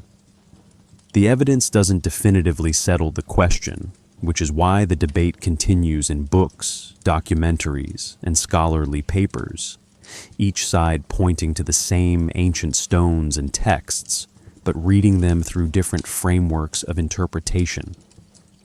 Sound behaves strangely inside the Great Pyramid's king's chamber. If you clap your hands, the echo returns with a distinctive resonance, a sustained tone that hangs in the air longer than you'd expect from a simple rectangular room. If you produce a low humming note around 438 Hz, the chamber amplifies it noticeably. The granite walls, the 5 massive beams stacked above the ceiling, the dimensions of the space itself, all of these factors combine to create specific acoustic properties. This was measured scientifically in the 1990s by acoustic engineers using frequency generators and recording equipment. They documented the chamber's resonant frequency, the pitch at which the room naturally vibrates when excited by sound. The value, approximately 438 Hz, falls close to the modern musical note A, which is standardly tuned to 440 Hz in Western music. Some researchers see this as coincidental. Others wonder if it was intentional. Granite, the stone used in the king's chamber, has interesting properties beyond its hardness. It contains high concentrations of quartz crystals. Quartz is piezoelectric, meaning it generates an electric charge when subjected to mechanical stress, and conversely, it vibrates when exposed to an electric field. If the granite beams in the king's chamber were vibrating, they would theoretically generate small electrical fields. Whether ancient Egyptians understood this property or could have utilized it remains speculative. The Serapeum of Saqqara shows even more pronounced acoustic effects. Those massive granite boxes, the ones with the precision corners we discussed earlier, sit in underground chambers carved from limestone bedrock. When researchers have tested sound inside the Serapeum, they've discovered something remarkable. Certain frequencies, particularly in the low bass range between 50 and 100 hertz, create standing waves that resonate powerfully throughout the chamber. The granite boxes themselves vibrate sympathetically at these frequencies. John Stuart Reid, an acoustic engineer who specializes in cymatics, the study of visible sound patterns, conducted experiments at the Serapeum in the early 2000s. He brought frequency generators and placed them near the granite boxes. At specific frequencies, the entire structure hummed, the vibration strong enough to feel through the floor. Reid documented resonant nodes, points where the sound waves reinforced each other, creating areas of intense acoustic energy. This pattern of acoustic engineering appears at other ancient sites worldwide. Newgrange in Ireland, a passage tomb built around 3200 BCE, shows remarkable acoustic properties. The chamber amplifies certain voice frequencies, particularly in the range of male speech around 110 hertz. Tests with drums and chanting inside Newgrange demonstrate that the structure was designed, whether consciously or intuitively, to enhance ritualistic sound. The Hypogeum of Hal Saflieni in Malta, an underground temple carved from limestone around 3600 BCE, contains an oracle room with a ceiling niche that resonates at precisely 110 hertz.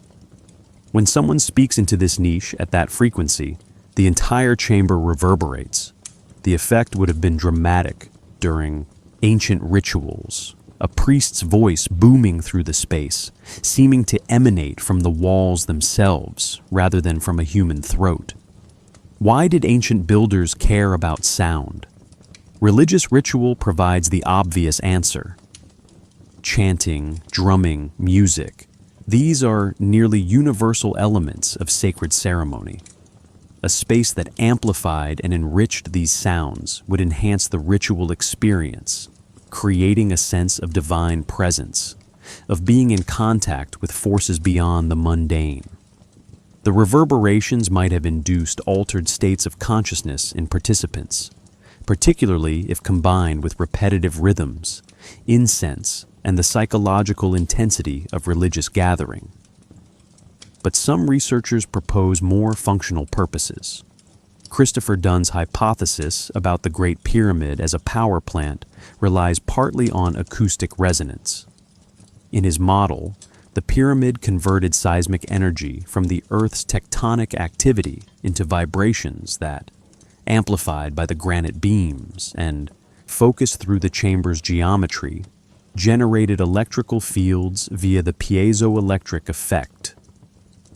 The power output would have been modest by modern standards, but potentially useful for ancient applications, electroplating, lighting, or other technologies we might not recognize in the archaeological record.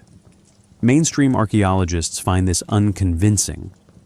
There's no evidence of electrical infrastructure, no copper wiring, no insulators, no devices that would utilize such power.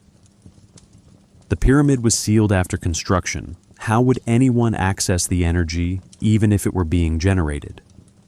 The theory requires assumptions about lost technologies that aren't supported by what we find in Egyptian tombs and settlements. Oil lamps, torches, and natural sunlight explain how Egyptians lit their spaces. No mysterious power source is needed.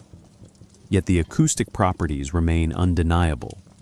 The king's chamber resonates. The Serapeum boxes vibrate at specific frequencies.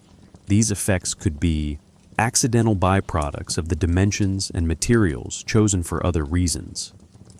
Granite was used because it was durable and impressive, not because someone calculated its piezoelectric properties.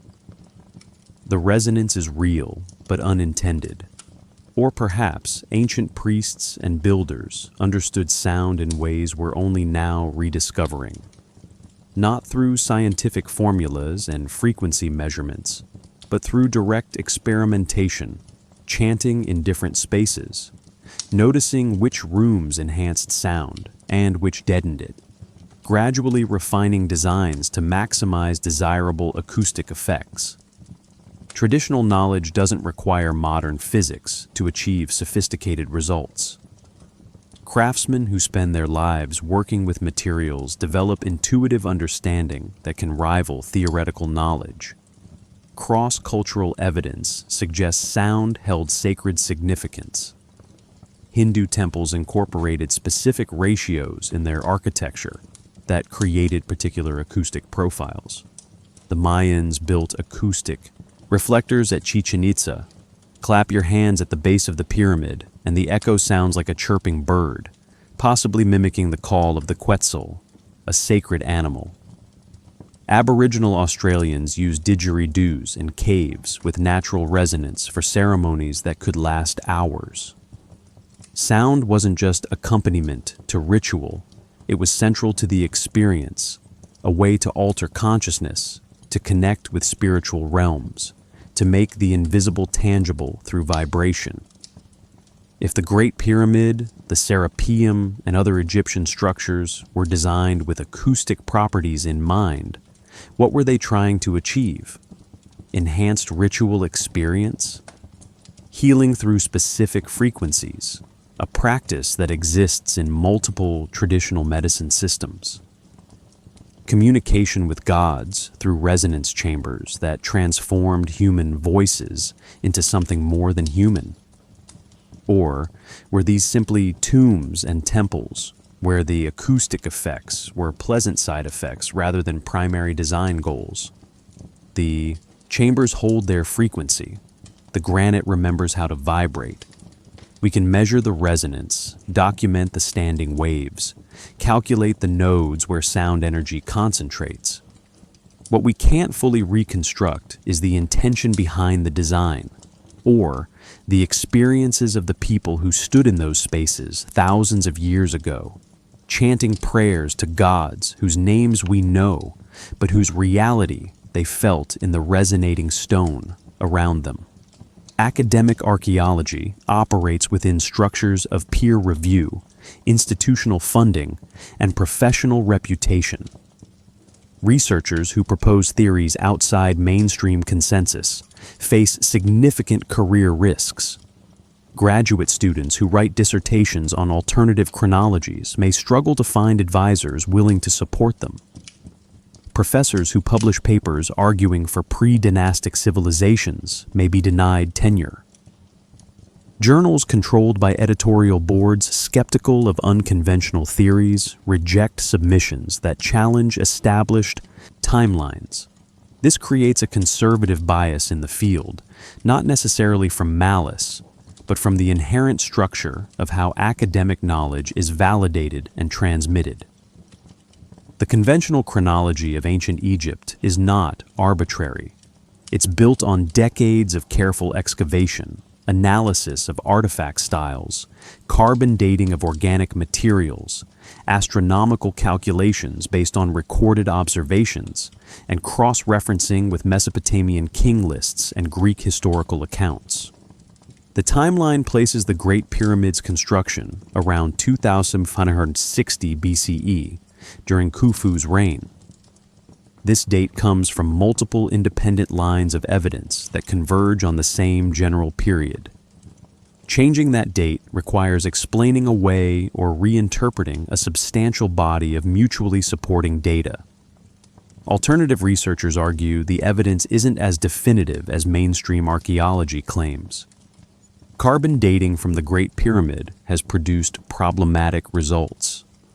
In the 1980s, samples from mortar in the pyramid were dated, and some returned dates several centuries earlier than the expected 2560 BCE, while others came out later. The inconsistency raised questions about contamination, whether the organic materials in the mortar came from old wood burned as fuel or from contemporary trees. Carbon dating tells you when the organic material died, not necessarily when it was used in construction. Old timber reused in building projects throws off the dates. Another carbon dating campaign in the 1990s produced dates ranging from 2985 BCE to 2953 BCE, roughly 400 years earlier than the conventional Pyramid Age. Mainstream Egyptologists explain this through old wood sources, Egyptian builders using timber from trees that had been dead for generations. Alternative researchers saw it as potential evidence supporting an earlier construction date, or at least showing that the standard timeline has more uncertainty than usually acknowledged. The debate around water erosion on the Sphinx enclosure illustrates how evidence can be interpreted differently by qualified experts. Robert Schach, a geologist from Boston University, examined the erosion in the early 1990s. His analysis focused on the vertical weathering patterns on the limestone walls of the enclosure, deep rounded channels running straight down the rock face. Schach compared this to erosion patterns on other limestone structures at Giza that show horizontal layering caused by wind-driven sand. The Sphinx enclosure weathering looked different, more consistent with precipitation runoff than with wind abrasion. Schach concluded the erosion required sustained rainfall, the kind that fell regularly in Egypt before approximately 5000 BCE, when the climate shifted to desert conditions. This would place the Sphinx's carving at least 7,000 years ago, possibly earlier. He acknowledged that later carving in a pre-existing enclosure was theoretically possible. Someone could have carved the Sphinx into walls that were already ancient and weathered. But the simpler explanation was that the Sphinx itself dated to the wet climate period. Mainstream Egyptologists and geologists countered that the erosion could be explained through other mechanisms. Rainfall did continue intermittently, even after Egypt became desert, though far less frequently. Dew and moisture from the Nile's proximity could cause weathering over millennia. Subsurface water wicking through the porous limestone, then evaporating at the surface, would create vertical patterns. Mark Lehner, the Egyptologist who excavated the harbor at Giza, argued that the Sphinx enclosure's orientation and construction created microclimates where moisture accumulated, accelerating weathering beyond what you'd see on exposed structures. The technical debate got complicated quickly. Different geologists examined the same erosion and reached different conclusions based on their assessment of weathering rates, moisture exposure, and the hardness variations in different limestone layers. Science didn't produce a clear consensus. Both positions had credentialed experts supporting them. This happens more often than the public realizes. Scientific questions, especially in historical fields where controlled experiments aren't possible, often involve judgment calls. How fast does limestone weather in semi-arid conditions? It depends on specific mineral composition, exposure to sun versus shade, proximity to groundwater, presence of biological activity like lichen, and a dozen other variables. Estimate those variables differently, and you get different weathering rates, which support different chronologies. The institutional response to alternative theories involves both legitimate skepticism and defensive protectiveness. When someone claims your field's entire chronological framework is wrong, your professional identity feels attacked. Decades of your work, your publications, your teaching, suddenly cast as mistaken. The natural human response is defensiveness, but there's also legitimate concern about standards of evidence. Alternative theories sometimes cherry-pick data, emphasizing anomalies while ignoring the larger body of evidence that supports conventional dating. They sometimes rely on non-expert interpretation, an engineer analyzing archaeology, a geologist making claims about cultural development outside their expertise. Yet academic orthodoxy has been wrong before. Continental drift was ridiculed for decades before plate tectonics became accepted geology. The idea that asteroids could cause mass extinctions was dismissed as catastrophist nonsense before the evidence for the Chicxulub impact became overwhelming. The accepted timeline for human presence in the Americas has been pushed back repeatedly as new sites yield older dates than the previous earliest occupation. Science does change its mind, but it requires overwhelming evidence to overturn established models. The question becomes, what level of evidence should trigger revision of Egyptian chronology? Alternative researchers point to the anomalies, the carbon dates that don't fit, the erosion patterns that suggest earlier age, the precision engineering that challenges assumptions about ancient capabilities, the texts that mention restoration rather than construction. They argue the accumulated weight of these anomalies justifies reconsidering the timeline. Mainstream archaeology responds that anomalies always exist in any large dataset, that the preponderance of evidence still supports conventional dating, and that extraordinary claims require extraordinary evidence. Both sides make reasonable points. The conventional chronology explains the majority of evidence coherently, but science advances by taking anomalies seriously, by asking why certain data points don't fit the model. Perhaps the truth lies somewhere between. The major monuments date to the 4th dynasty, as mainstream archaeology claims, but the site itself, the plateau, the underlying chambers, some elements are older than currently recognized. Or perhaps the conventional dating is entirely correct, and the anomalies will eventually be explained through better understanding of ancient techniques and taphonomic processes. What's clear is that the debate won't be resolved through argument alone. It requires more excavation, more testing, more data. And that's precisely what's often difficult to obtain at Giza. The Egyptian government restricts invasive research. Tourism demands limit access. Political sensitivities around foreign researchers making claims about Egyptian heritage create friction. The very monuments that could provide definitive answers remain partially off limits to the investigations that would settle the questions. So the debate continues. Academic papers responding to alternative books, documentaries presenting both sides, and the pyramids standing in the desert, silent on the subject of their own age.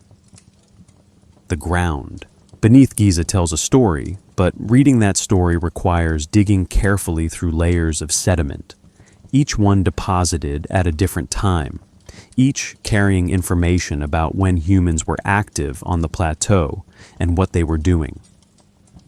Stratigraphy, the study of these layers, provides one of archaeology's most reliable dating methods. The principle is simple. Deeper layers are older than shallow ones, assuming the ground hasn't been disturbed. Excavators catalog what they find at each level: pottery styles, tool types, organic materials suitable for carbon dating, architectural remains. By comparing these artifacts to well-dated examples from other sites, they build a chronology. Mark Lehner's excavations in the workers' village southeast of the pyramids uncovered stratified occupation layers dating to the 4th dynasty, around 2500 BCE. The pottery matched styles known from that period. The tools, copper chisels, and stone hammers fit the technological profile. Bakeries, large enough to feed thousands of laborers, evidence of fish and cattle consumption, sleeping quarters, all of this painted a picture of intensive activity during exactly the time when conventional chronology places pyramid construction. Carbon dating of organic remains from these layers confirmed the pottery-based dates. Charcoal from cooking fires, seeds from grain stores, bits of rope and wood, all returned dates clustering around 2600 to 2400 BCE. The workers lived there during Khufu's reign and the reigns of his successors. They left behind the daily debris of construction projects, the broken tools, the food waste, the ash from fires that kept them warm during desert nights. This evidence firmly establishes 4th Dynasty activity at Giza. No credible researcher disputes that. The question alternative theorists raise is whether this activity represented original construction or renovation of something already present. Archaeological layers below the 4th Dynasty occupation exist but show less intensive use. Pre-dynastic settlements appear in scattered locations around the plateau, small villages dating to 4000 3500 BCE. These early inhabitants left simpler pottery, stone tools without metal, burials without the elaborate grave goods that characterize later periods. They lived on the plateau, they used the land, but they didn't build monuments. Or at least, no monuments from these earlier periods have been definitively identified in the excavated areas. The pyramid bases rest on bedrock. The builders cleared down to stable limestone before laying the first courses. Any earlier structures in those locations would have been removed during preparation for construction. The possibility of older foundations literally cannot be checked without dismantling the pyramids, which obviously isn't going to happen. The Sphinx sits in a different situation. It was carved from an existing limestone outcrop, cutting down into bedrock rather than building upward. The enclosure around it was created by excavating approximately 8 meters down into the plateau's surface.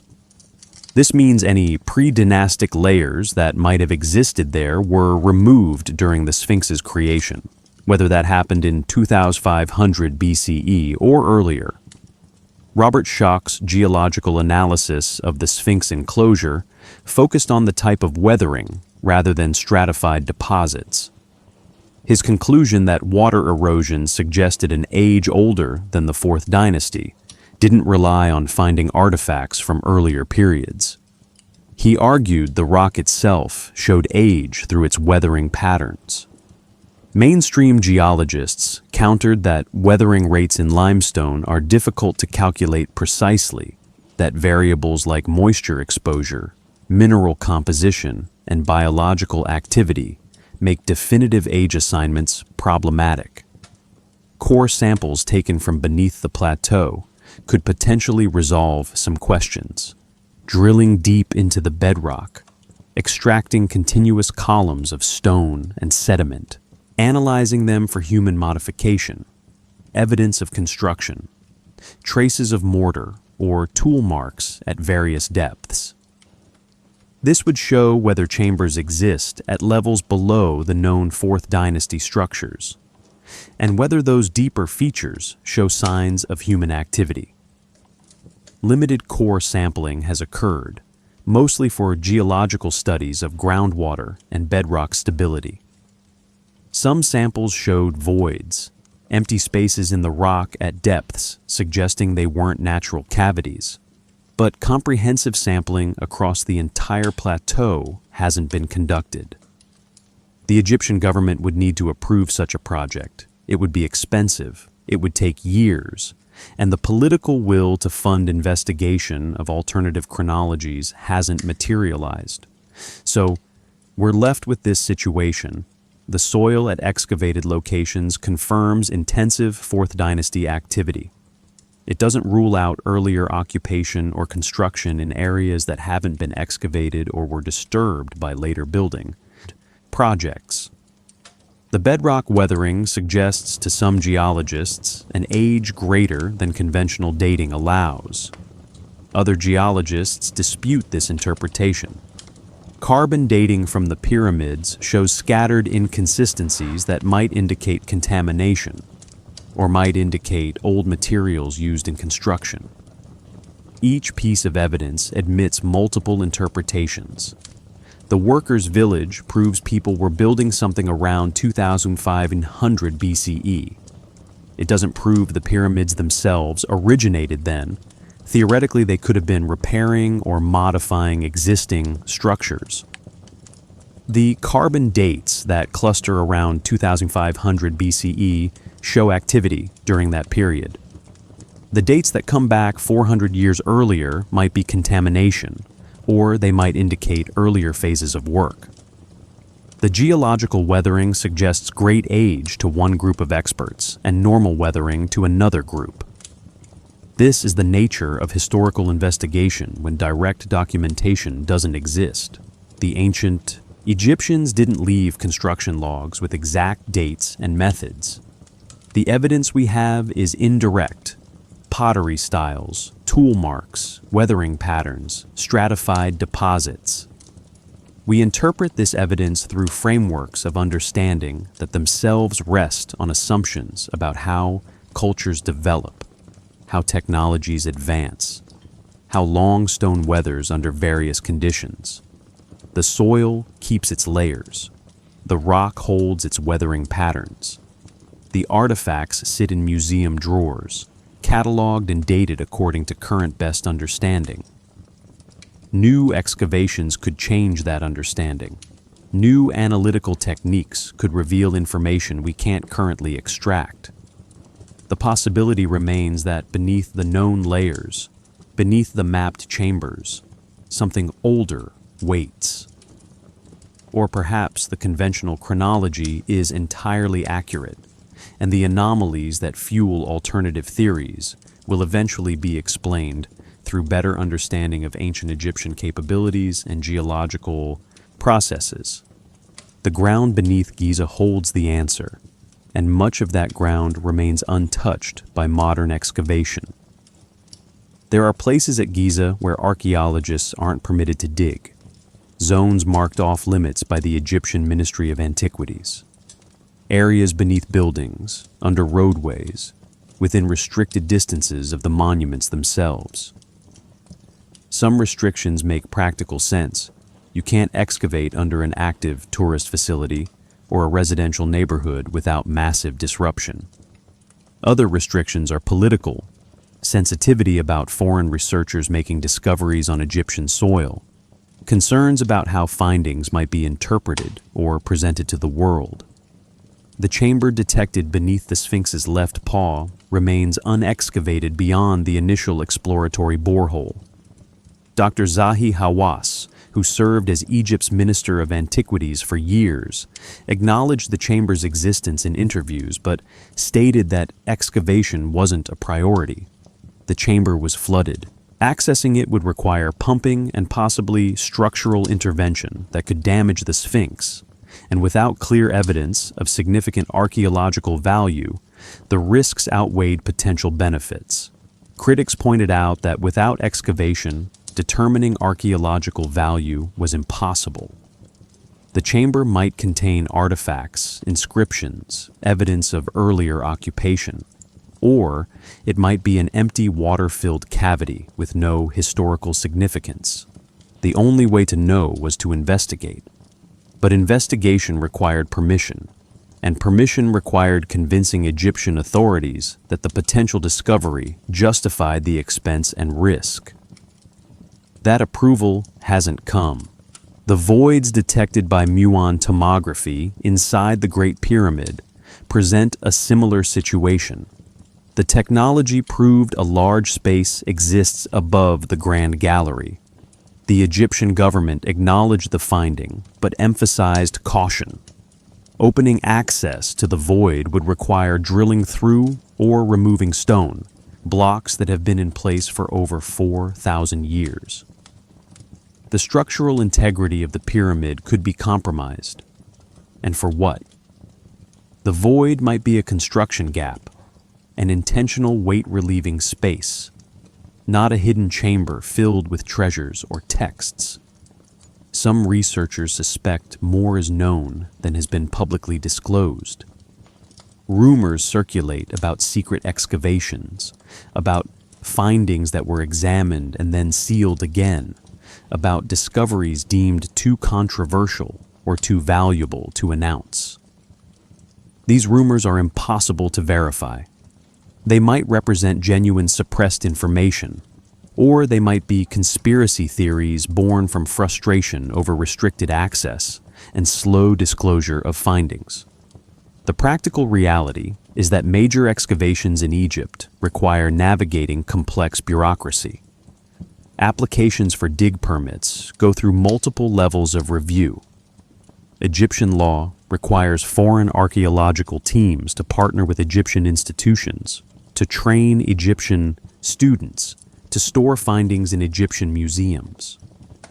These requirements are reasonable from Egypt's perspective, the country protecting its cultural heritage from exploitation and ensuring benefits flow to Egyptian citizens. But they slow the process of investigation and sometimes create friction between foreign researchers eager to explore alternative theories and Egyptian authorities protective of the conventional narrative. There's also the tourism consideration. The pyramids generate significant revenue for Egypt. Millions of visitors come annually to see these monuments.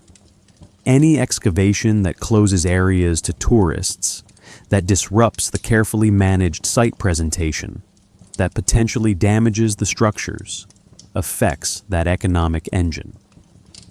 Discoveries that challenge the established story could create confusion or controversy among visitors who come expecting the traditional narrative of pharaohs and tombs. Egyptian officials must balance scholarly investigation against economic and practical realities. Political factors add another layer. Egypt's national identity is deeply tied to ancient Egyptian civilization. The pyramids appear on currency, in government seals, in national branding. They represent Egyptian achievement, Egyptian heritage, Egyptian ownership.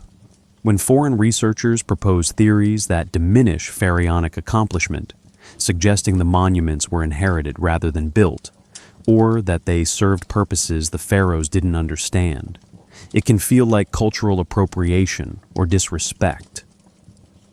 The sensitivity is understandable, especially given Egypt's history of colonialism and foreign exploitation of its antiquities. So vast sections of the Giza Plateau remain unexplored. Ground-penetrating radar shows anomalies beneath the sand. Seismic surveys detect chambers and tunnels. Satellite imagery hints at buried structures. But turning detection into excavation requires permissions that are difficult to obtain, funding that is substantial, and political will that often isn't present. Some of the most intriguing potential discoveries lie beneath modern Cairo itself.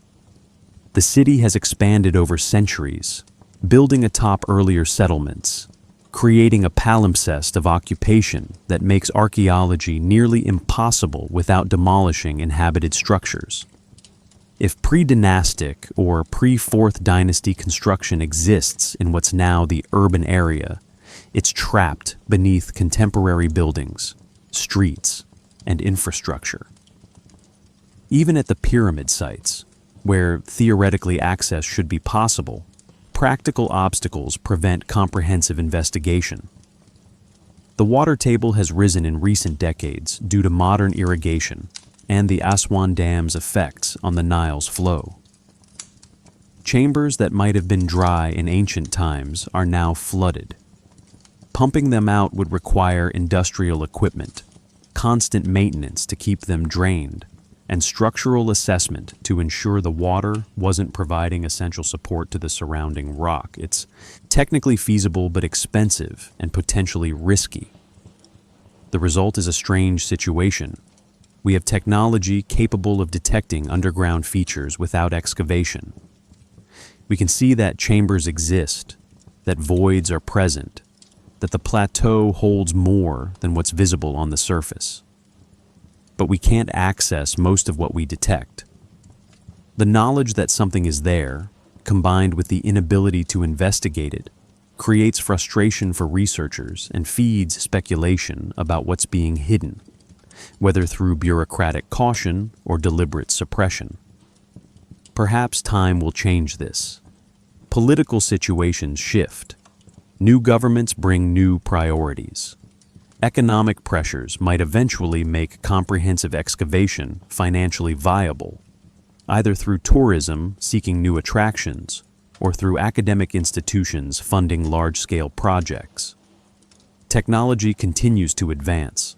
Maybe future methods will allow examination of sealed chambers without physical intrusion, imaging, techniques sensitive enough to read inscriptions through solid stone, or robotic systems that can navigate flooded passages and return detailed data. Or perhaps many of these spaces will remain sealed indefinitely. The cost and risk of excavation, the political complexities, the practical obstacles of working in an active urban area and tourist destination. Maybe these factors will continue to outweigh the archaeological benefit. The chambers will stay dark. The voids will stay empty or full of whatever they've held for millennia. The ground will keep its secrets, not because the secrets are being deliberately hidden, but because revealing them is simply too difficult. The silence beneath Giza isn't necessarily conspiracy. It might just be caution, bureaucracy, economics, and the physical challenges of investigating a site that's simultaneously ancient, fragile, politically sensitive, economically valuable, and partially inaccessible. The questions remain unanswered, not because answers don't exist, but because getting to them requires resources, permissions, and willingness to accept risks that haven't yet aligned. The pyramids stand above, the chambers wait below, and between them, layers of sand, stone, and human complexity keep them separated for now. The ancient Egyptians themselves forgot.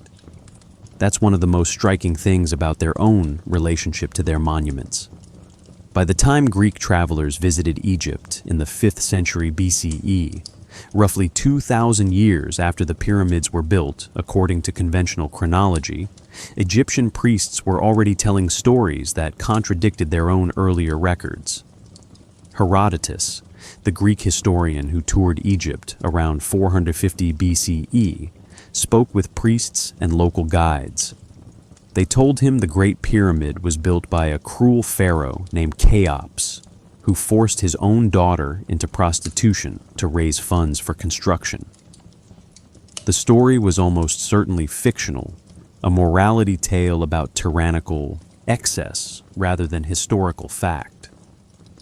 But it shows that even in ancient times, even among the keepers of Egyptian tradition, the true circumstances of the pyramid's construction had become uncertain, replaced by legends that served cultural purposes rather than preserving accurate memory.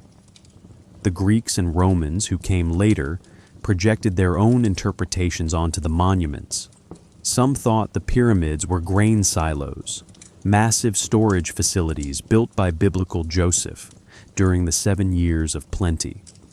Early Christian writers saw them through theological lenses, monuments of pride and human ambition reaching toward heaven. Arab scholars during the medieval period described the pyramids as repositories of pre-flood knowledge, built by the antediluvian kings who possessed sciences lost to later generations. Each culture that encountered these structures rewrote their meaning according to contemporary concerns and beliefs. The original purpose, whatever it was, became layered over with centuries of reinterpretation. The stone remained constant while the stories changed around it. European rediscovery in the modern sense began with Napoleon's expedition to Egypt in 1798. He brought not just soldiers, but scholars, engineers, artists, and scientists. They measured the pyramids, copied inscriptions, documented everything they saw. The Description de l'Égypte, published between 1809 and 1829, filled multiple volumes with detailed observations and illustrations. This marked a shift from mythological interpretation to empirical documentation, though understanding what the documentation meant took longer. The breakthrough came in 1822 when Jean-François Champollion deciphered hieroglyphic writing using the Rosetta Stone. Suddenly, Egyptian texts could be read. Temple walls, tomb inscriptions, papyrus documents, all of these became accessible to modern scholars. The language of the builders could speak again after nearly 2,000 years of silence. But even with translation, mysteries remained. The texts described religious beliefs, recorded historical events, listed offerings to gods, but they didn't explain construction techniques in the detail modern engineers wanted. References to building appeared, but they were poetic or ritualistic rather than technical. How exactly did workers move 70-ton granite beams?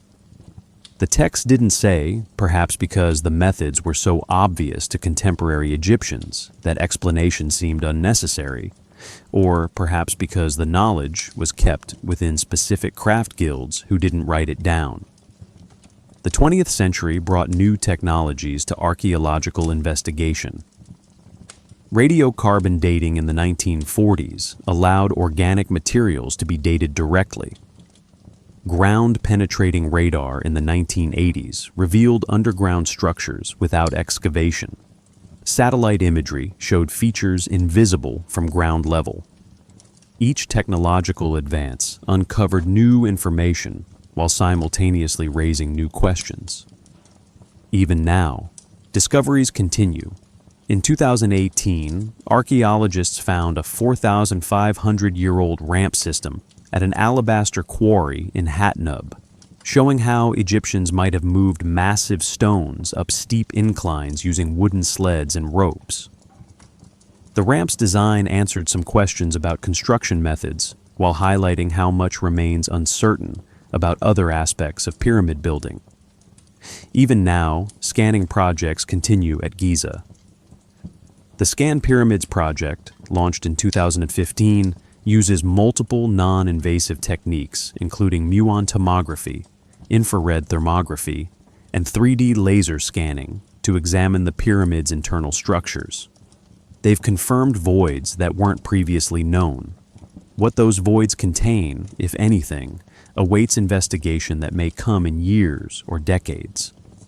The knowledge that came down through Egyptian culture itself shows patterns of continuity and loss. Priestly schools maintained astronomical observations across generations. The practice of mummification preserved its essential techniques for 3,000 years. Certain ritual formulas appeared in texts spanning millennia, showing remarkable consistency. Yet other knowledge clearly disappeared. The ability to read hieroglyphics was lost by the 4th century CE. The methods for creating the hardest stone vessels were forgotten after the Old Kingdom. Entire cities mentioned in ancient records vanished without modern archaeologists knowing their locations. Oral tradition carried some information forward. The Coptic Christians of Egypt, descendants of ancient Egyptians, preserved stories and place names that helped archaeologists locate sites. Bedouin tribes living near ancient ruins sometimes knew of underground passages or hidden chambers based on traditions passed down through their families. Not all of this information proved accurate. Memory distorts over generations, but some led to genuine discoveries. The cycle of remembering and forgetting isn't unique to Egypt. Classical Greek learning survived in Europe through Arabic translations after the Western Roman Empire fell.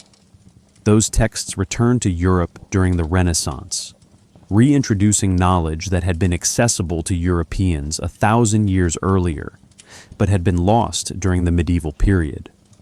Chinese historical records preserved observations of comets and eclipses that modern astronomers now use to refine models of celestial mechanics. Indigenous Australian oral traditions describe coastline changes that occurred when sea levels rose at the end of the last ice age. Events over 10,000 years in the past that were preserved accurately enough to match geological evidence. Human memory is fragile across deep time. Without writing, knowledge can persist for generations through careful oral transmission, but it changes. Details blur. Symbolic meaning replaces factual specifics. With writing, knowledge can survive millennia, but only if the texts survive, and only if someone remembers how to read them. The pyramids survived because stone endures. The knowledge of their construction survived partially, enough to know they were tombs or temples, not enough to know exactly how every block was placed. We're still in the middle of the rediscovery process, still excavating, still analyzing, still debating what the evidence means. The alternative theories about Anunnaki builders or pre-dynastic civilizations are part of this ongoing conversation, attempts to explain aspects of the monuments that seem to exceed conventional explanations. Whether these alternative interpretations will eventually be vindicated, refuted, or partially incorporated into revised mainstream understanding remains to be seen. The monuments themselves remain the most reliable witnesses. They stand where they were built, oriented as they were oriented, constructed with whatever precision their builders achieved. Future technologies may reveal more about them. Future excavations may find chambers that change our understanding. Or perhaps the major questions will remain open, different researchers interpreting the same evidence through different frameworks for generations to come. The story of the pyramids is also the story of us, humans trying to understand our past, building on what previous generations discovered, sometimes losing knowledge and having to rediscover it, always looking at ancient stones and wondering what they mean. The monuments have outlasted the civilization that built them, outlasted the languages they spoke, outlasted the gods they worshipped. They'll likely outlast our current understanding of them too. And somewhere in that persistence, in that patient endurance through millennia of changing interpretation, there's a kind of answer. The stones hold what they hold. We approach them with whatever tools and questions we have in our moment of history, and we do our best to listen to what they might tell us. The room around you is quiet now. Maybe there's a clock ticking somewhere. Maybe you can hear your own breath.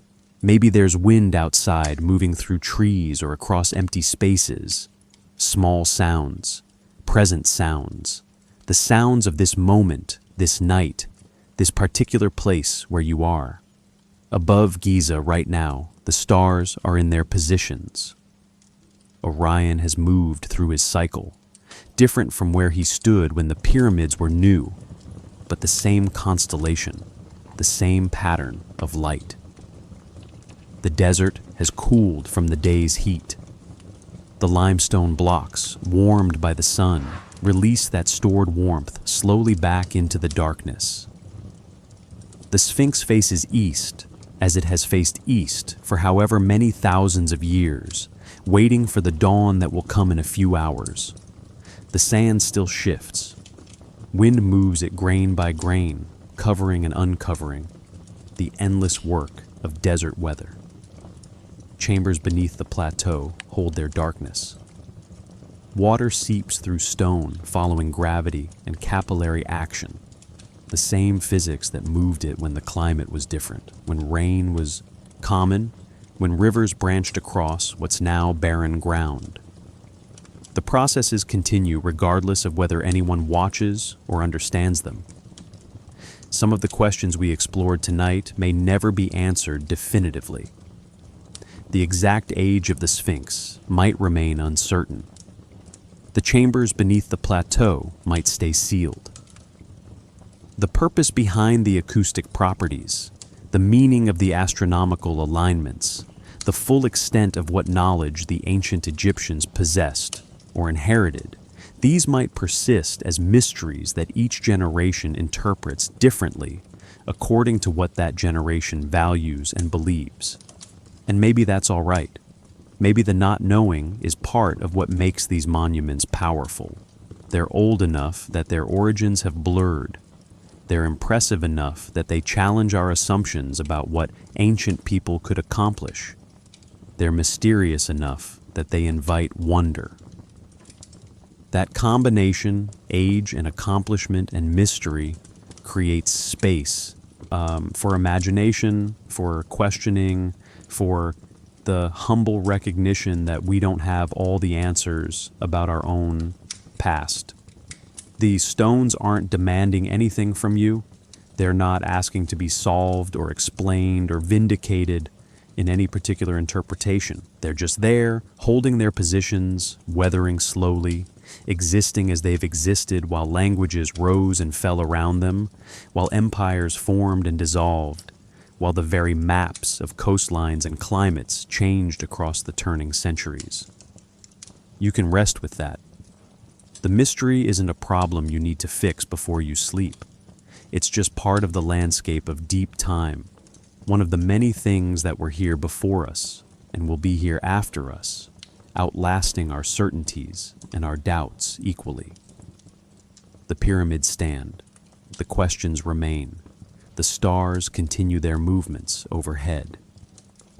And somewhere in that continuity, in that patient ongoing existence of stone and starlight and silence, there's a kind of peace, not the peace of answers, but the peace of being small enough and brief enough that you don't have to carry the weight of knowing everything. You can just be here, breathing quietly, while the ancient world keeps its secrets, and the present moment holds you in its stillness, and the night continues around us both.